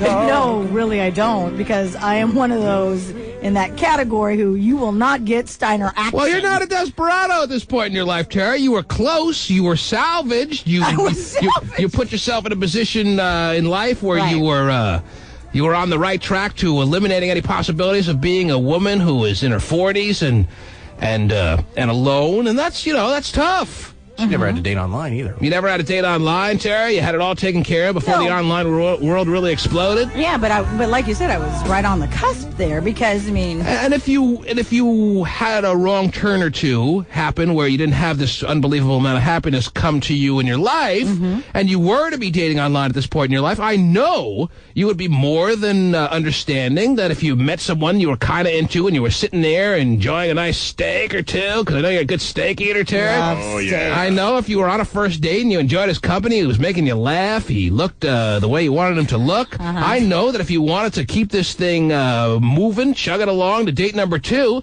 that you were going to be prepared to give him more than a kiss on the cheek. All right? Or even a tongue kiss at the door is not enough to get you to date number 2. That's it. Number 2. You're mature adults. I understand that. And you better act like mature adult movie actors. Before it's too late. Key words, Terry. Don't underestimate the value of those words at the end of the song. Before it's too late. And you'll enjoy it as much as him, if not more. Really? So who's Nothing kidding like having who? my 40-year-old Steiner ransack. So first date. So who's kidding who? You're going to enjoy the sensations as much as he's going to enjoy allowing it all to unfold, and you don't need that big song and dance. All it really stands for, all it really signifies, Terry, is you don't, at age 40 and above, if you're dating online, you don't really need this big song and dance of the book, The Rules, okay? Throw it out the window when you're plus 40 and looking for your love online. I understand that part of it, but I think still to some extent the desire to have a little bit of the let's take it slow, kind of the wine and dine thing is still there. Whoa. And why? You're all going to wind up in the same... Because you are a mature relationship and you realize that you don't need to jump in bed right away and attack Steiners or whatever. Over 40 with Right 3 away. kids. You're giving up Steiner. You know? Then meet at church. You have a Not nice, online. mature relationship where you have good conversation. Terry, I'm offering the Steiner for your benefit, but if you're more comfortable with the first night being a more vagina type situation at the end of it all, then that's fine. That's more than acceptable. I think that's with any age. I don't think there's an age limit on that. I think there are plenty of people, whether they're in their 20s, 30s, or 40s, who are dating online who give the giner up first night. Oh, jeez. So I'm just saying. I'm just saying the minimum borderline is there's got to be some clothes removed and there's got to be some horizontal play, Terry, at the end of this night number 1. That's all there is to it. No ifs, ands, or buts. Well, I'd invite you in, but my kids, I'm not prepared. Don't give me that excuse, honey. You met me online and we emailed and you know what you were getting yourself into. Now, do you like me or not? If you don't send me on my way, we'll never talk again. If you do, you better lay down now. Wow. It's the whole purpose of the internet. I'm not your built-in babysitter. Stephen, you're all in support of this? Stephen Well, I understands. don't think anybody should give up, but I think Stephen's a realistic guy. He deals with the realistic realities of the world. He'll be ransacking at Jamba later on today. I think if you don't expect guys to have that attitude when you meet them online, that's your problem. Now, granted, I'm not saying that they may have that attitude when you meet them first online, but I think over the conversations, when you supposedly get to know these people, you set boundaries and you realize I'm not gonna. You're obviously not 18 anymore in these situations. You know what you know. You've been through the wars. You know what you're into. Either you like the guy or you don't. So why song and dance it on night number 1? Let's either do what we both want or say we're not for each other. And there's no better way to sign that agreement than smiling big with the old Steiner there, kiddo. Al Gore wanted it when he invented the internet. Don't blame me, Terry. If you're going to blame anyone, blame Al Gore. Oh, okay. Let me write him a letter. Damn you, Al. Jeez. 1-866-663-T-Man. Terry's about to give you 6 tips for women over 40 dating online, but that's almost... What's the point now? I mean, you just kind of killed it. Oh, jeez. All 6 at the same time. Oh, yes. Tip number 1, get a computer. Yeah, it's tough to meet people with a typewriter. What's tip number 1, Terry? What's tip number 1? They say tip number 1 is don't use the word cute to describe yourself because they say, 40-year-old women aren't cute, which I can agree with that. You have no problem agreeing with that. Right. But me giving you the true realities of the over 40 online dating world, you can't handle that. Well, but I think yours is a little askew to some... This little article throws you don't use the word cute, and you're eliminating the word cute from every over 40s profile now. Wow, it's amazing how you can be brainwashed so easily by other people. But here I am telling you the way it is, and you want to fight me every step of the way. So an over 40 cannot be cute anymore? Is that what you're saying, Terry? So. I think it's kind of sad that you have to hand in any cute prospects you may have had. At what age do you cut off cute, Terry? Since you're so ready to hand over cute to all the youngins, what age do you lose any ability to be cute? Probably or in your 30s. Oh, well, that's a shame. Well, Terry, you're still cute. I think you're very cute, Terry. Oh, jeez. And don't let anyone tell you otherwise. Really? But you won't be having it. Well, I already handed in my cute card because I don't think I'm cute. Terry, you'll be cute for every day you live. Oh, thank you. Well, no, don't thank me. What do I know? You believe in the people that write articles that you never see. Because you're sitting across from me every day, I guess I should always believe in you. No, you should believe in me, because I've never been wrong. Oh. Kind of like this guy. The Fearless Forecaster. That pertains to sports betting, though. No, I understand that. Right. And He's won a lot of different kind of awards, too, though. Steve, I'm glad you're listening. What else? What's number 2, Terry? This is very exciting stuff. They say don't say things like spiritual but not religious. They say that sends up a red flag. Means that you kind of weird when it comes to religion. Let me see your list there. What the hell is this crap? Avoid lines like, the kids are in college, now it's time for me to have fun. Whoa.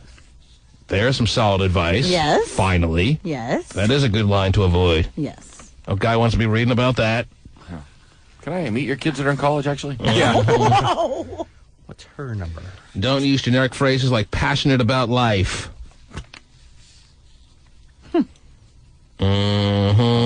Keep failing Weight Watchers. Tammy, good morning. Oh, boy. Tammy, are you there? I am. Good morning to you. Good morning.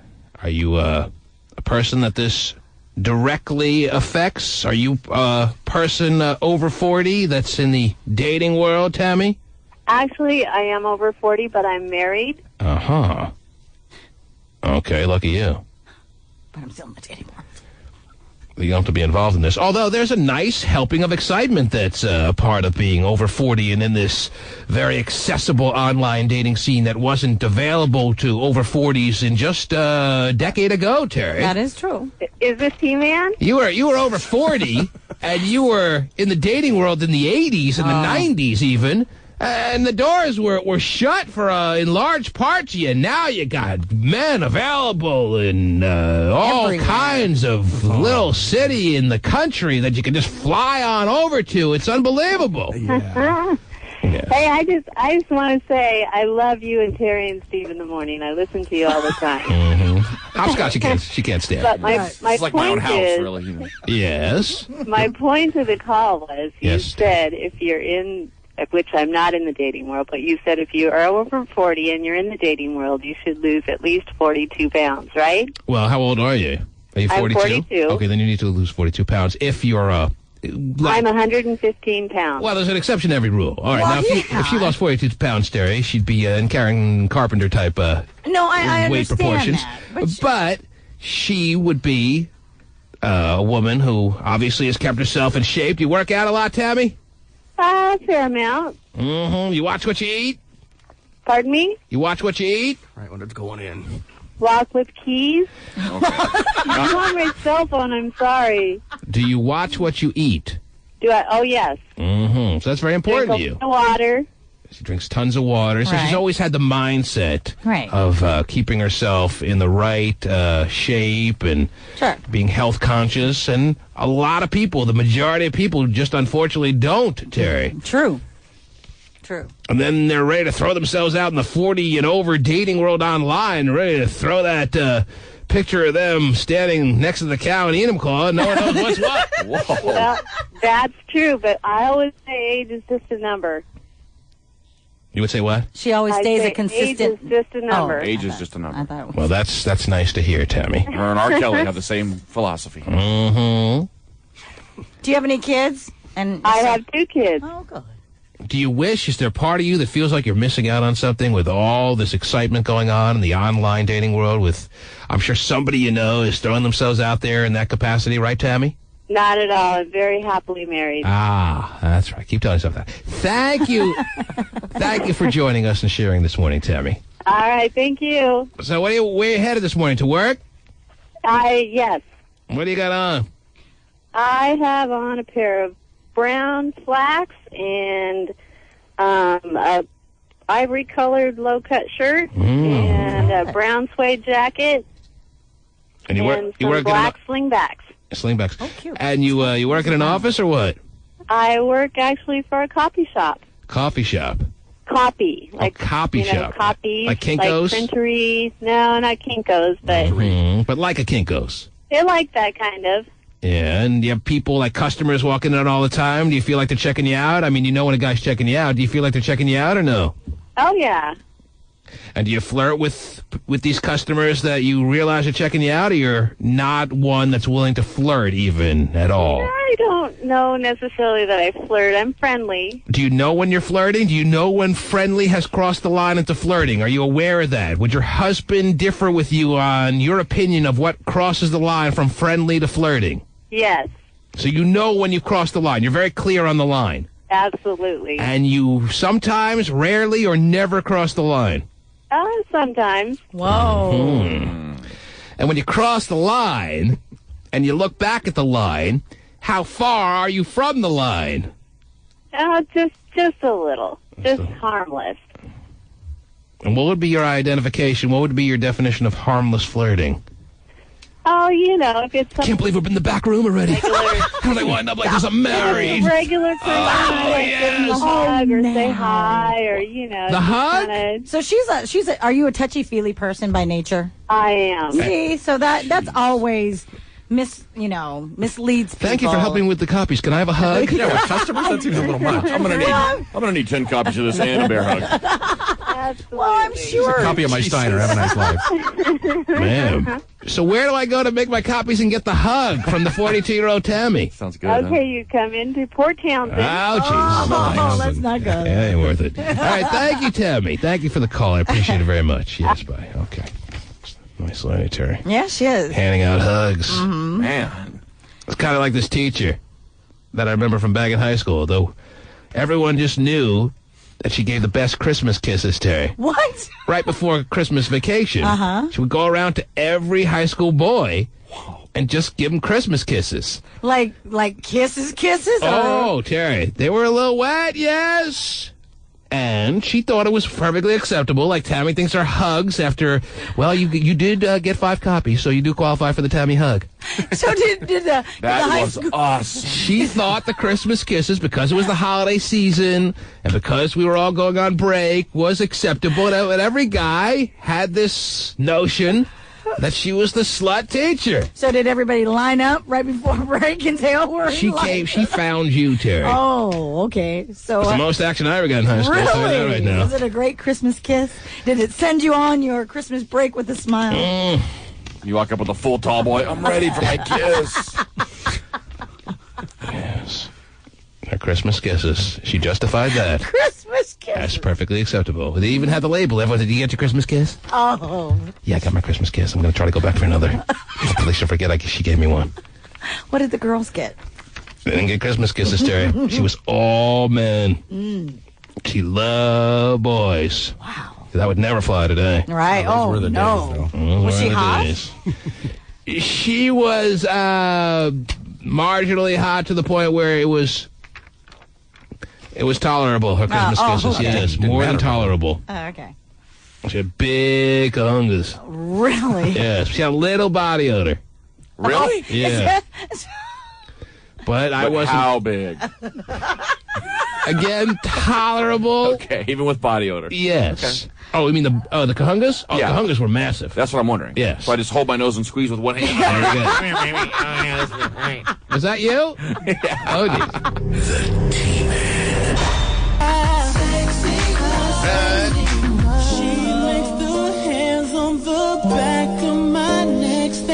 Oh, well, I have something you can take for that. Yes. Paramount Theater. Neo? Yeah, and Chris Brown. That's a nice little deal Oh, sweet little deal there. there. When is that? September 10th, I believe. I think Paramount. Stephen probably knows. Yeah, you I'm should. looking it up. Yeah, Big I don't fan know. of both of them. Oh, I like I do. them Neil's both. a hit machine, yes. Terry likes him young and strapping. Yes. How is sex with a 40-year-old Terry? Awesome. Is it really? Uh-huh. Wow. It is. That's good to know. Yeah. I did have sex with one 40-plus woman in my life. And, Yeah? not that long ago, Terry, within the past 10 years. And, well, I mean, it was all right.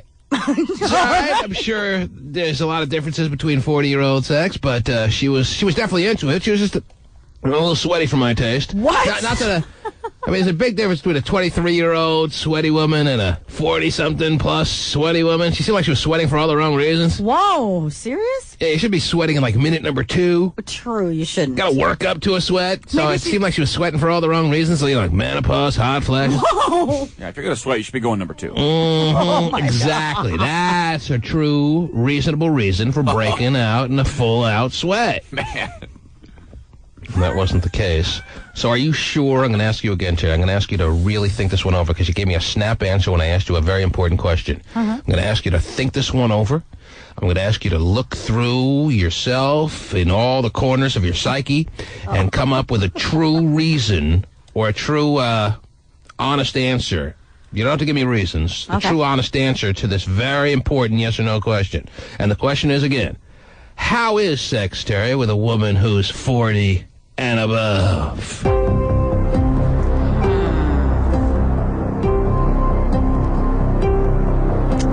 Terry's mulling over. She's looking over there. Now she's looking over there. Oh, yes. No, I know that. Okay. Oh, that's a good Very nice. Mm-hmm. Oh, how about that? Oh, Terry, that's a nice spot on you. Yes, that's one of your best spots. Mm-hmm. Specialty number 10. You certainly know the great spots on yourself there. Yes. Oh, there's a good rest stop, too, right there. Oh, boy. That's not even a gay rest stop. Mm-hmm. Still in the head row. Yes, sex with a 40-year-old is great. Is that right? Yes, absolutely. Wow. Right. Huh. I had it down as mediocre. Mm-hmm. We all were a little off.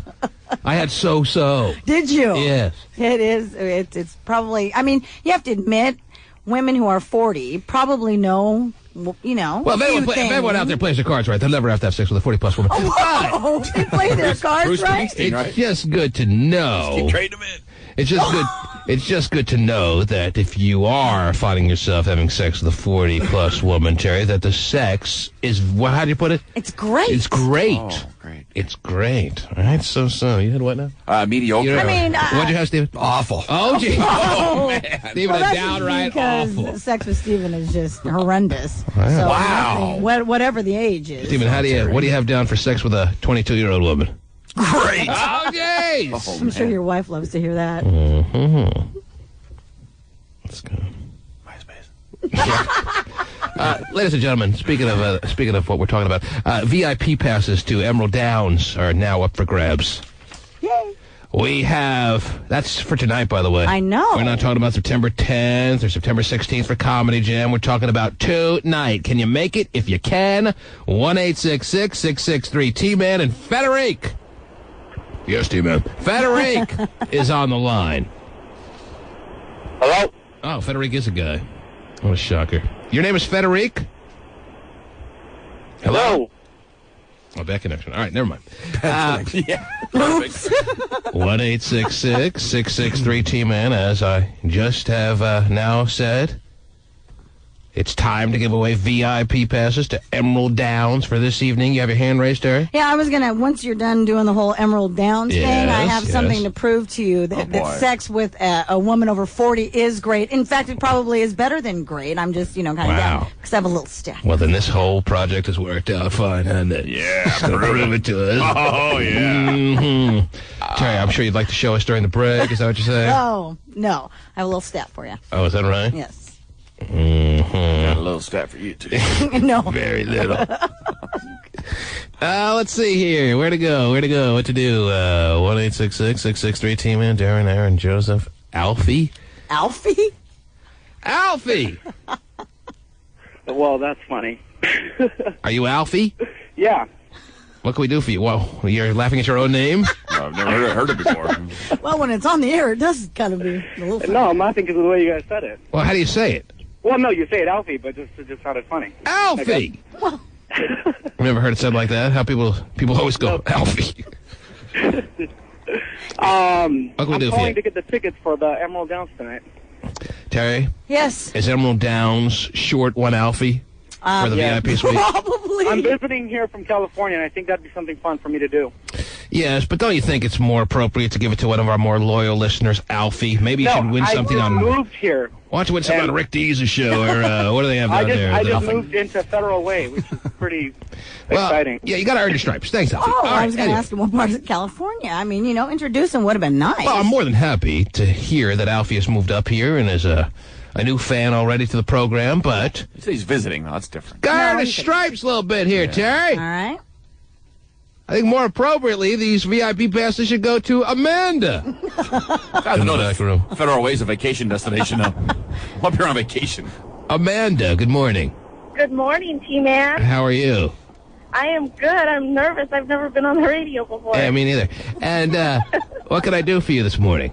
I want to win those Emerald Down tickets. Is that right?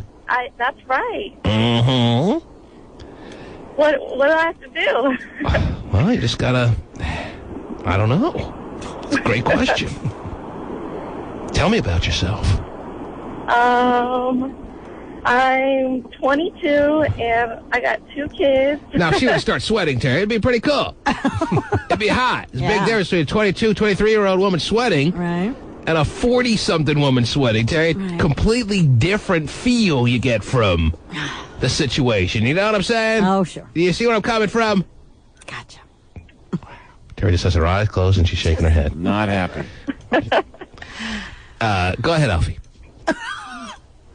I mean, what? Amanda. Amanda. She should be Alfie. Oh. Yes.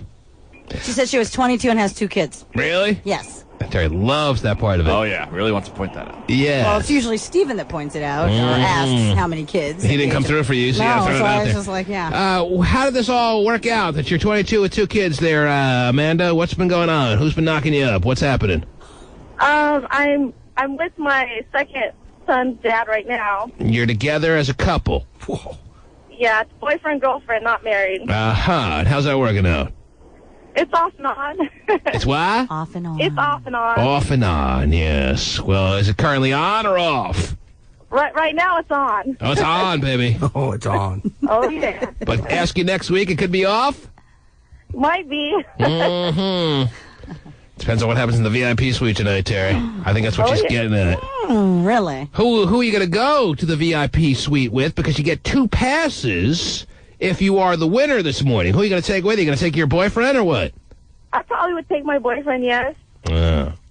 How unexciting. Hey, you never know. No, I We're know. exciting people. You're what? We're exciting people. She's exciting. Yes. She likes, to get raw dogged, so it could be worth it. Wow. Certainly has made herself available in a lot of ways, being 22 and 2 kids with 2 different dads, Terry. Don't worry, I'm on the bill. Right. You can't say that word on the air. I know it does, but... Don't worry, I'm on the bill. I think this guy dumped. I had to say it again. I'm sorry. Stuff happens. That excuse worked with your parents, not with us. Now, how old are your kids? I have a 1 and a 3-year-old. 3-year-old to the man. 19. Okay, yeah. Yes. That's not too bad. 19. And where are you headed this morning? What are you up to? I'm almost to work. I have to be to work in like 10 minutes. What's work? What do you do? I work at a physical therapy office. As what? Receptionist / medical biller. Mm-hmm. All right, well, you're going to Emerald Downs tonight. Yay! Woo! Way too much applause. All right, hang on. We're excited to meet you later tonight with your boyfriend. Thank you Yes. so much. Yay. We'll see if it's on by the end of the night, Terry. Yeah, congrats, Amanda. Yes, Amanda's our winner. Woohoo! Congratulations, Amanda. All right. I bet you might want to grab Amanda there. Oh, he already has. I'll give you a little physical therapy of my own. Take her by surprise. Whoa. Make her realize. Oh, Steven. We got it. Do you need a moment, Steven? Okay. No, I'm good. I had my moment. Okay. But it's queued up if you want it. The Northwest is known for a lot of things, and now we are known for being big-time partiers. It's a great setup for a story. The Northwest is known for a lot of things.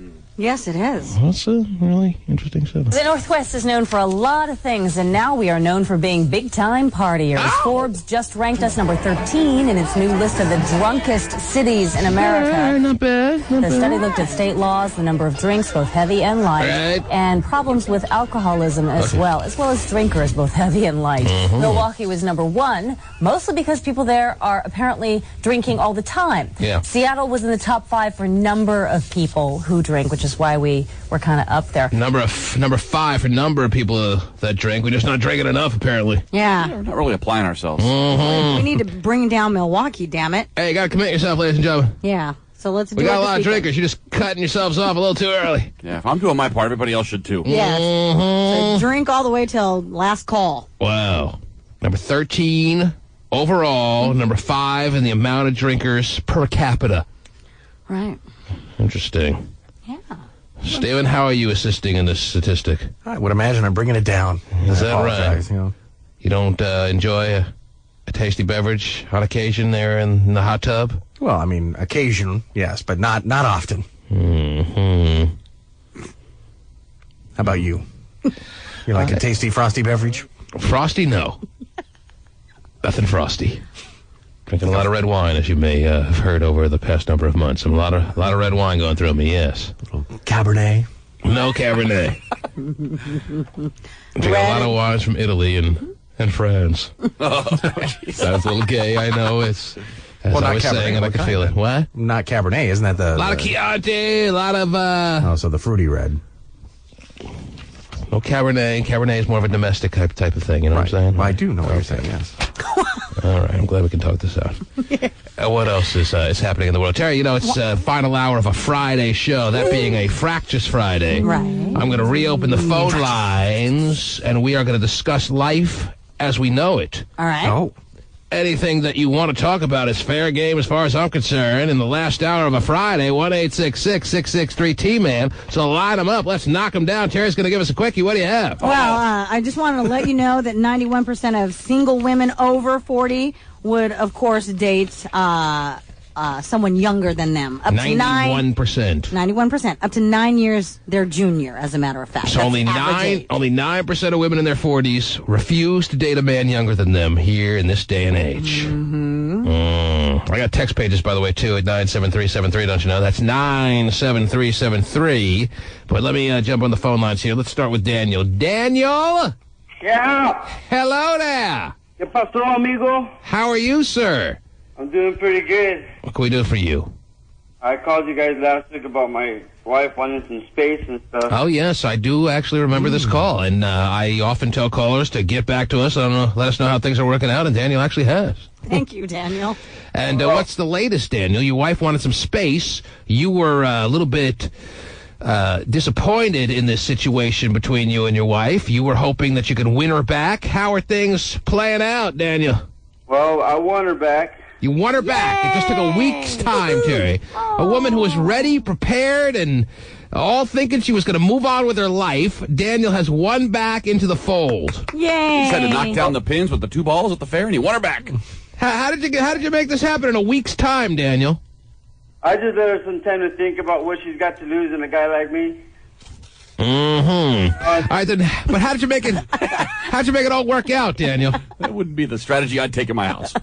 Well, on Wednesday was her birthday, and I told her like a month ago that I was going to plan something for her birthday, and then you got a rope and a muzzle and a chair to sit in down in the basement, huh? Wow! I don't think that's how he won her back. Tied her up, locked her down, and she's back in the fold. He romanced her. I bet you anything. You can't romance a woman that he's been married to. If I remember right, he's been married to her about 5-10 years. Right? Yeah. You can't in 1 week's time make up all this romance for all the romance you may have missed out on and win her back in such flying color type ways. Well, you can romance her back to the point where she remembers how good things have been in the past. All I'm saying, Daniel, is I'm concerned about the lasting effects of what you're considering an overall victory. I'm just wondering if it's just a temporary fix, if you know what I'm saying, a Band-Aid on the relationship, if you will. And last time I checked into the Band-Aid world, they tend to fall off.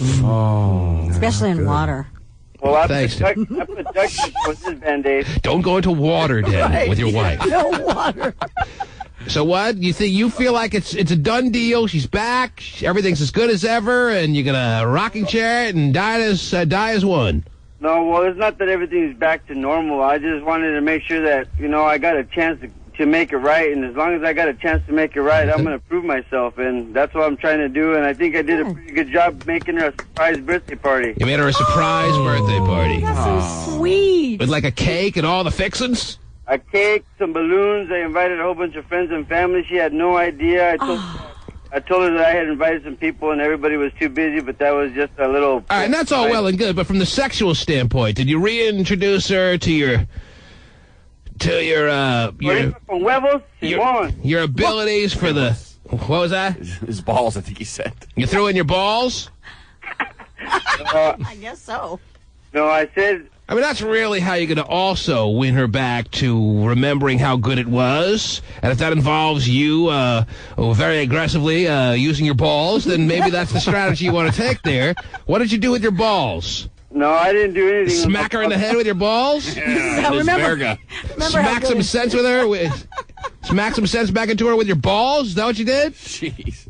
I just reminded her of what it was like when we first met, and that's basically what I needed to do. Well, now you have Honey, to keep that up. You remember my balls, don't you? Yeah, well, say hello. Yes. Don't you remember the good old days when I used to put a testicle right in your eye? Well, now, though, he does his biggest chore now is to keep up that. Exactly. What the maintenance is very important of it. now, Jay. Right. It's one thing to mow the lawn, but you got to maintain. Right. Yeah. Right. Well, I'm going to mow the lawn and trim the bushes. Oh, geez. He's got the whole plan worked out. What do you charge? And, then I'm working in Anacortes. Thought I recognize you. Yes, you're working at Anacortes. Go ahead.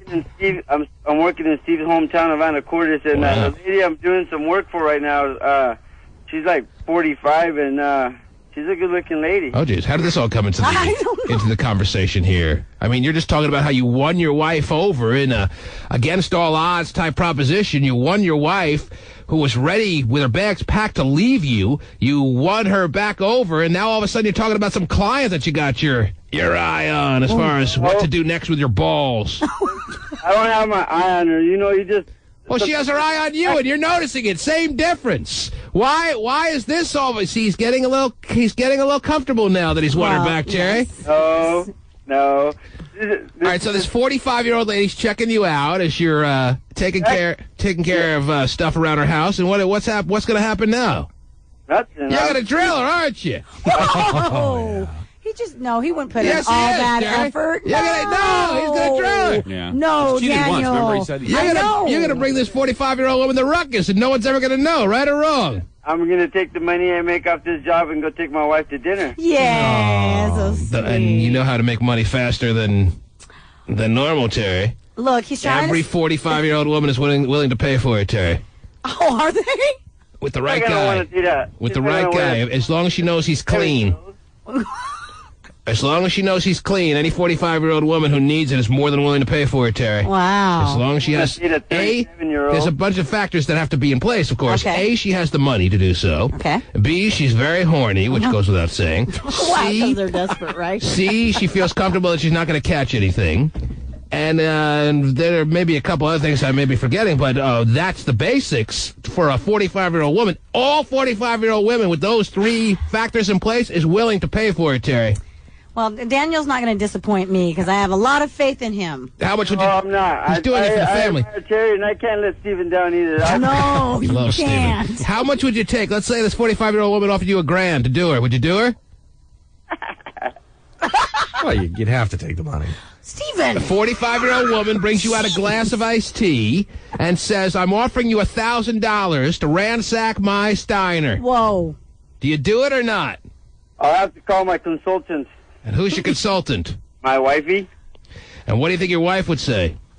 If she was, well, she knows how I get down, so I'd probably be sure she'd probably say, well, just as long as you don't bring me the money. Mm-hmm. Well, I'm kind of curious as to what your wife would say. I'll tell you what. I'll offer you. Uh-oh. What can I give him, Terry? What do we have in the way of prizes here? I'll love you a bumper sticker if you let us pretend like it's actually happening. Call your wife in all seriousness and tell her that a 45-year-old woman that you are, she's a client of yours, has offered you $1,000 to have sex with you, and let's see what her reaction is. For a bumper sticker, I got that when I met Steven. Oh, well, I'm sorry. Can we get him in the VIP? You want to come to Emerald Downs tonight? I'd rather take some backstage passes to the Comedy Jam. Oh, well, I don't even know if there's a backstage in the little theater we're having it at. It's like a field. It's like a field. Yeah. Backstage. Well, can we get him tickets? We can probably get you Comedy Jam tickets. Front row. Oh, jeez, Daniel, you're come asking on. a lot, Daniel. I just made up with my wife, and all of a sudden I'm going to call her up for You just said you would call her up if you got offered it, so let's just pretend it happened. She's probably going to offer you it on Tuesday anyway, so you might as well get your wife ready.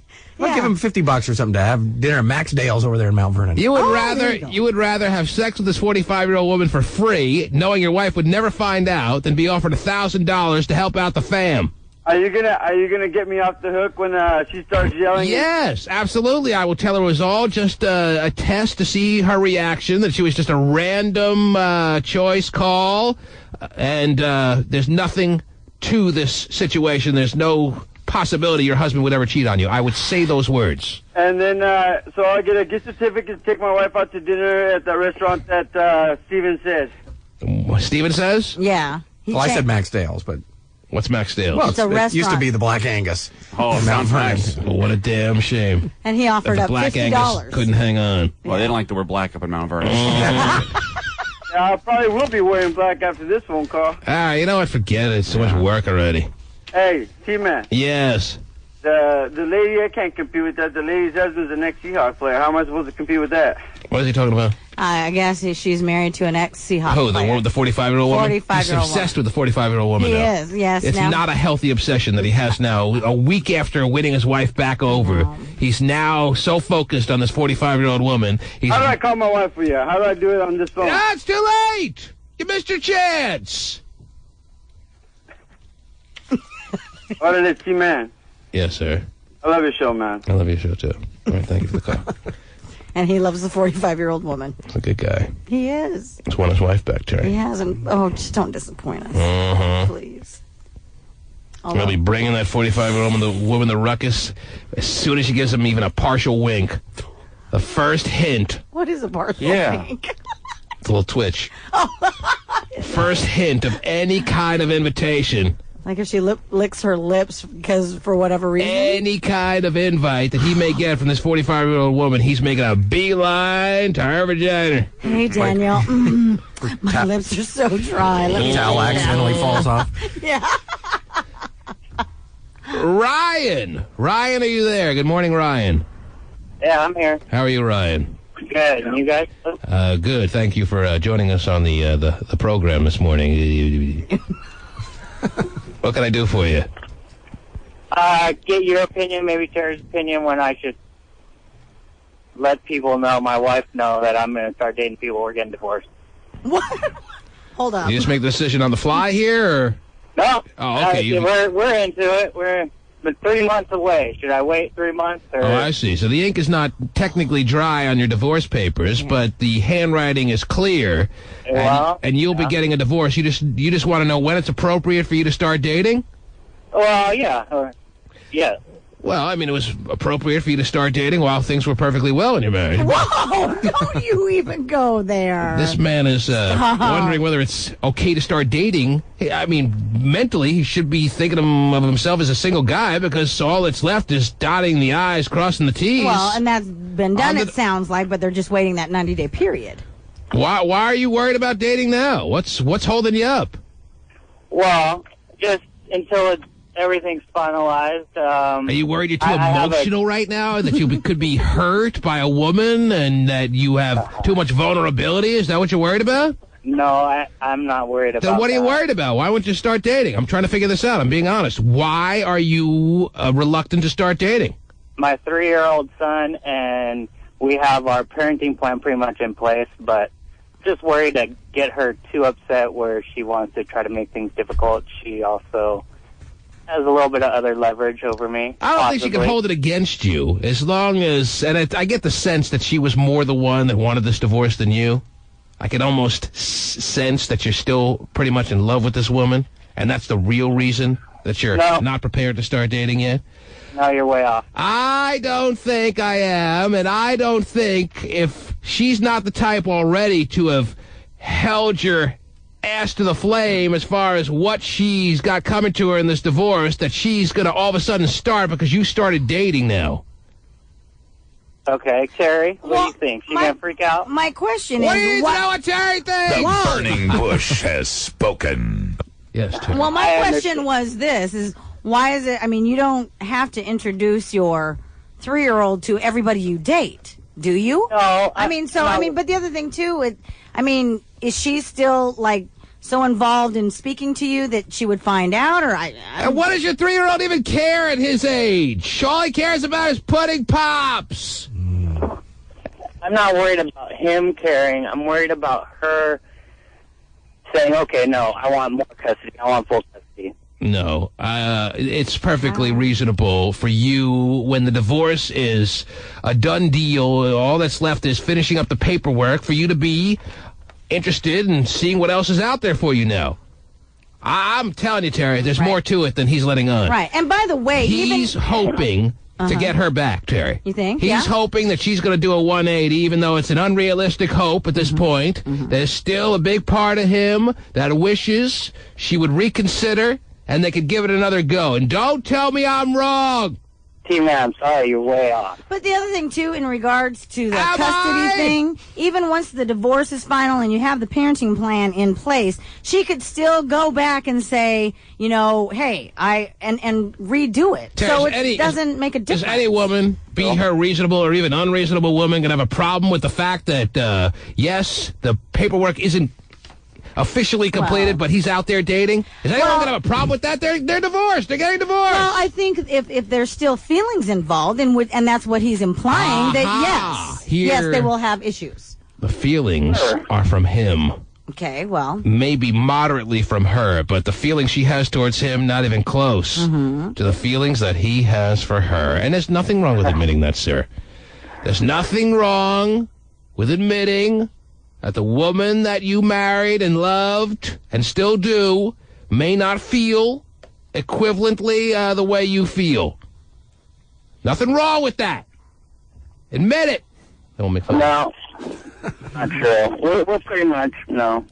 Someday they'll create a vaccine for the feelings. Is she dating? Make the pain go away, sir. I know you're filled with pain over this, and that's why you're denying. Maybe that's it. She's dating, and that's why he's all... Is she dating, sir?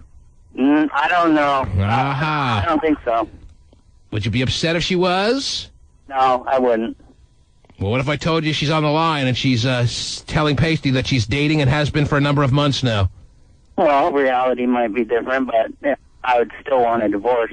Well, what if she was dating Pasty for the past 3 months? Wow, she knows what a real man's like. Oh, yeah, dude, you'll never compete again. He's got the Magnum. It wouldn't be a little bothered to find out, apparently what we're finding out right now, that she's been dating for some time and has actually what? A new boyfriend? She has a new boyfriend?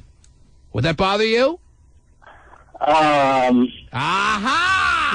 you don't know. I don't think it would. I think it would be good, and it would be a little bit of relief involved. But It wouldn't bother you. It should bother you. Should I put her on the phone with you right now so she can tell you about her new boyfriend?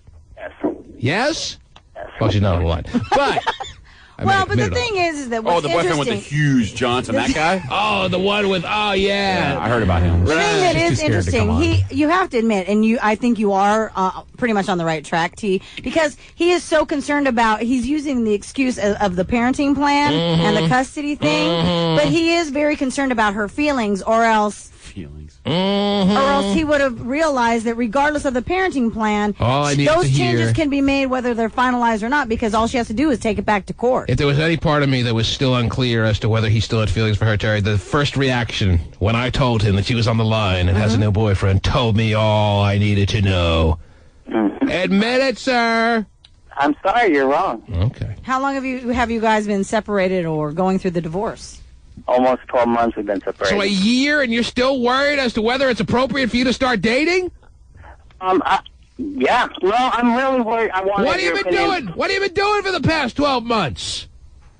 Nothing really. You got a lot of shirts that never need to be starched again, or what? Yeah, it's pretty ugly. Mm-hmm. What else does she? He says that she has other things over his head that are, that's why he's, sensitive about the whole dating thing with the custody. So regardless if you date or not, those other things that she has over your head are going to probably weigh heavier than you going out on a date. All right, how about we end it at this, sir? You date whenever you feel comfortable dating, all right? For whatever your reasons are. It doesn't seem like you're giving us the truth and nothing but, so we will leave it as whenever you're ready, it's time to start dating. Right. All right. Now, when do you think that'll be? Just so we can put it on the calendar here. I'm feeling might as well I waited 3 months, so I might as well wait 3 more months. 3 more months, and then I'll be ready. Yeah. All right. So he says. Mm-hmm. Good luck to you, sir. Thank you. Call us back and keep us posted. Thank you, T-Man. Take care, sir. Look, in 3 months we'll get a call. Remember. I don't need people to be calling me up, feeding me lies. I'll sniff those out in a second.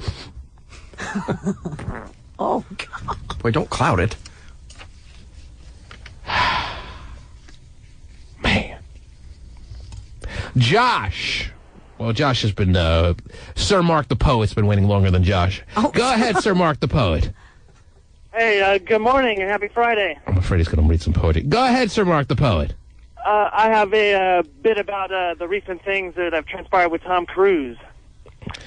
Okay, Sir Mark the Poet. Impossible Mission, a Paramount decision. Tom taking a cruise with that kooky religion. Majority Report, Fast Samurai Slouch, Galactic Hero Midget. Skyler, good morning. You were correct. He almost made it like he's been calling us every Friday for the past 3 years. We've been waiting for his poetry. Unless I'm just completely going loopy, Terry, we've never heard from that guy before, right? Right. You think there'd be an introduction? Hey, team, I'd like to read, I've been working on some poetry here in my life, and I would like to share some with you if that's possible on the program. Whatever happened to that? It was like today's selection's about Tom Cruise. Exactly. Like he's been reading poetry for us for the past 3 years. Oh, gosh, people. Go ahead, Skyler. Hi, T-Man. You know what I'm discovering this morning, Terry? What's that? We got some weird listeners. I know. I wonder what attracts them. Maybe it's the even weirder host. Oh. Go ahead, Skyler.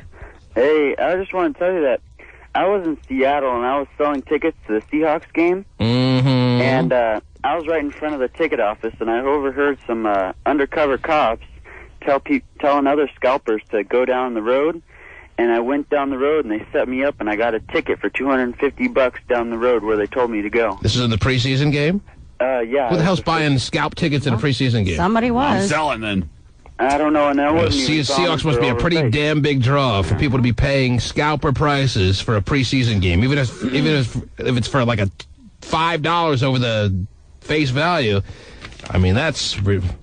Well, whatever. Anyway, so you got a ticket, and you feel like you were set up. You feel like it was entrapment or something, right? Yeah. How much over the face value did you sell it? No, well, actually, I wasn't even selling them for over face, and that's the thing, and they gave me a ticket anyway. Well, it's not illegal to be selling tickets at or below face value. Right.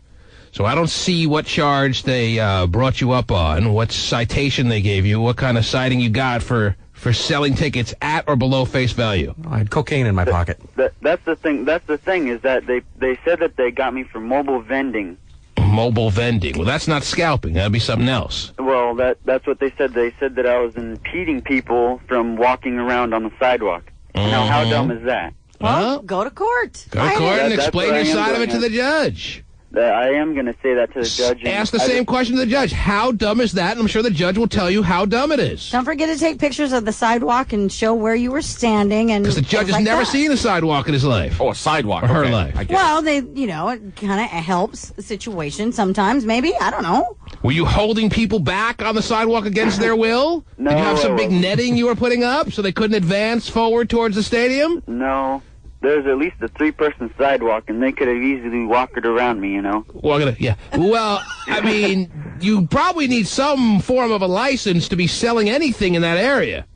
Yeah, well, right or wrong? Can you just post up and sell whatever you want outside the kingdom? You do need to have a license. You do need a license. It's the best team, from 1990. Outside the you have to have a Seahawks license. Stadium, You have to have a Westfield. seller's I'm license. figuring you do. So, I mean, that is either as cut and dry a situation as it can be. Don't you agree? If you didn't have a license and you're selling something, although it was just tickets at face value, that seems a little bit nitpicky as far as...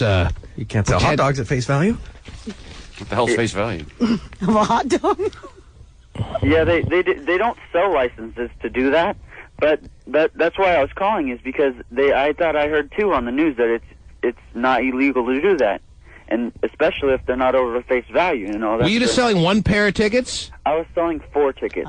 That's probably two what pair. it was. Well, it's only 2 pair. It's reasonable. It's not like he had a whole slew of tickets he was selling. Yeah, I didn't have a stack of 100 like some guys out there. Well, it seems like you got caught in a little of a nitpicky type situation there. I don't know why they felt the need to give you a ticket, but they gave you a ticket. Sounds like bad luck to me. Yeah, I don't know.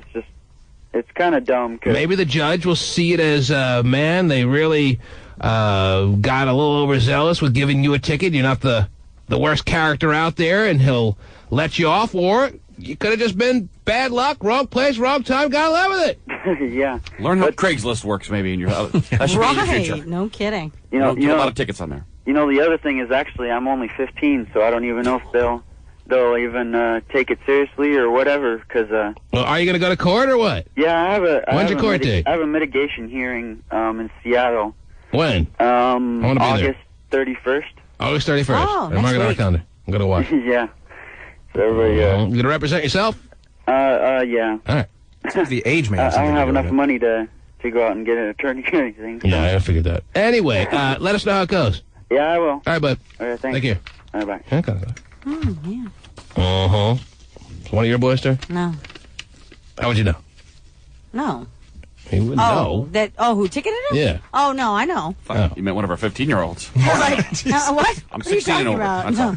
I mean, you thought the caller I was asking you if it was one of your boys? Well, I didn't really know. As far as ticketing, yeah, I know that. It's probably one of your boys. Could have been. It seems a little nitpicky, Terry. The guy was trying to get rid of his tickets. He wasn't trying to scalp them and make money off it. He just had tickets. He wasn't able to go to the game, was trying to unload his tickets, and they gave him a ticket. Could have been, yeah. Unless he's not telling us every aspect of the story. I don't think he's telling us every It was a package deal of tickets and weed. Right. Like Steven said, he had cocaine in his pocket. Right. But it wasn't his. But just based on what he told us, you would think that wouldn't be necessarily what you're writing a ticket for. I see plenty of guys holding tickets up every game. Oh, yeah. Maybe they have to be in a certain area or something. Well, yeah, they do. They have to be outside of a certain All right. area. So. Well, regardless, I got to go to bed. Oh, okay. Yeah.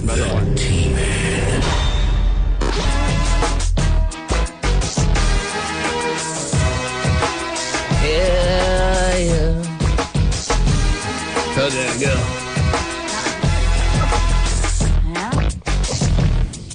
90% of the time it's finding an acceptable bowl, too. Really? Freaked out. Did you try a couple Don't worry about it. It's all taken care of. All right. You found one. That's all that matters. Text page is rolling at 97373. Don't you know that's 97373? At 9:32 and 20 seconds, someone referring to a comment you made earlier writes, "Yes, Terry is a steak eater. A tube steak eater." Okay, very good. 9:29 and 11 seconds. Jerry Maguire. Every time I watch it, gives me diarrhea. Pudding Pops rock. They still make Pudding Pops, by the way? I don't think so. I don't think so either. Ask Bill Cosby. They still make Bill Cosby? They don't. Wait, what year was he invented? 9:17 and 5 seconds. Don't forget Necessary Roughness, T-Man, with Kathy Ireland. Fine. A steaming pile of cinematic nonsense. Doesn't need to be in anyone's top 5, all right? And if you're not familiar with what we're talking about, it was discussed earlier on in the show, you should have been listening. Let's see. T-Man, what does dog poop and women have in common? The older they are, the easier they are to pick up. Okay. Oh, that's really true. Especially if it's been in the sun. Oh, jeez. Stephen is a unicrowning dickhead. Wow. Oh, that's really true, especially if he's been in the sun. Pudding Pops isn't in Wikipedia. T-Man, what do you do when you try to do your girl in the Steiner, but she starts yelling at you? How about you don't go there? All right, that's one avenue to take, Terry. Jeez. Yes. I'm just supposed to discuss that prior. Rudy is the best damn football movie of all time, period. Write someone at 908 in 30 seconds. Rest in peace, Tom Jack. We will miss you.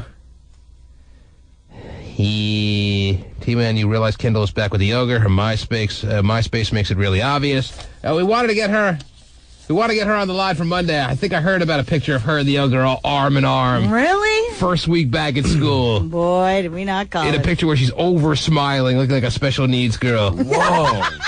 She has that easy ability to come across in pictures and pretty much in life. Like that, Terry. Come across, get fun sound effect. All right, there you go. I think you nailed it.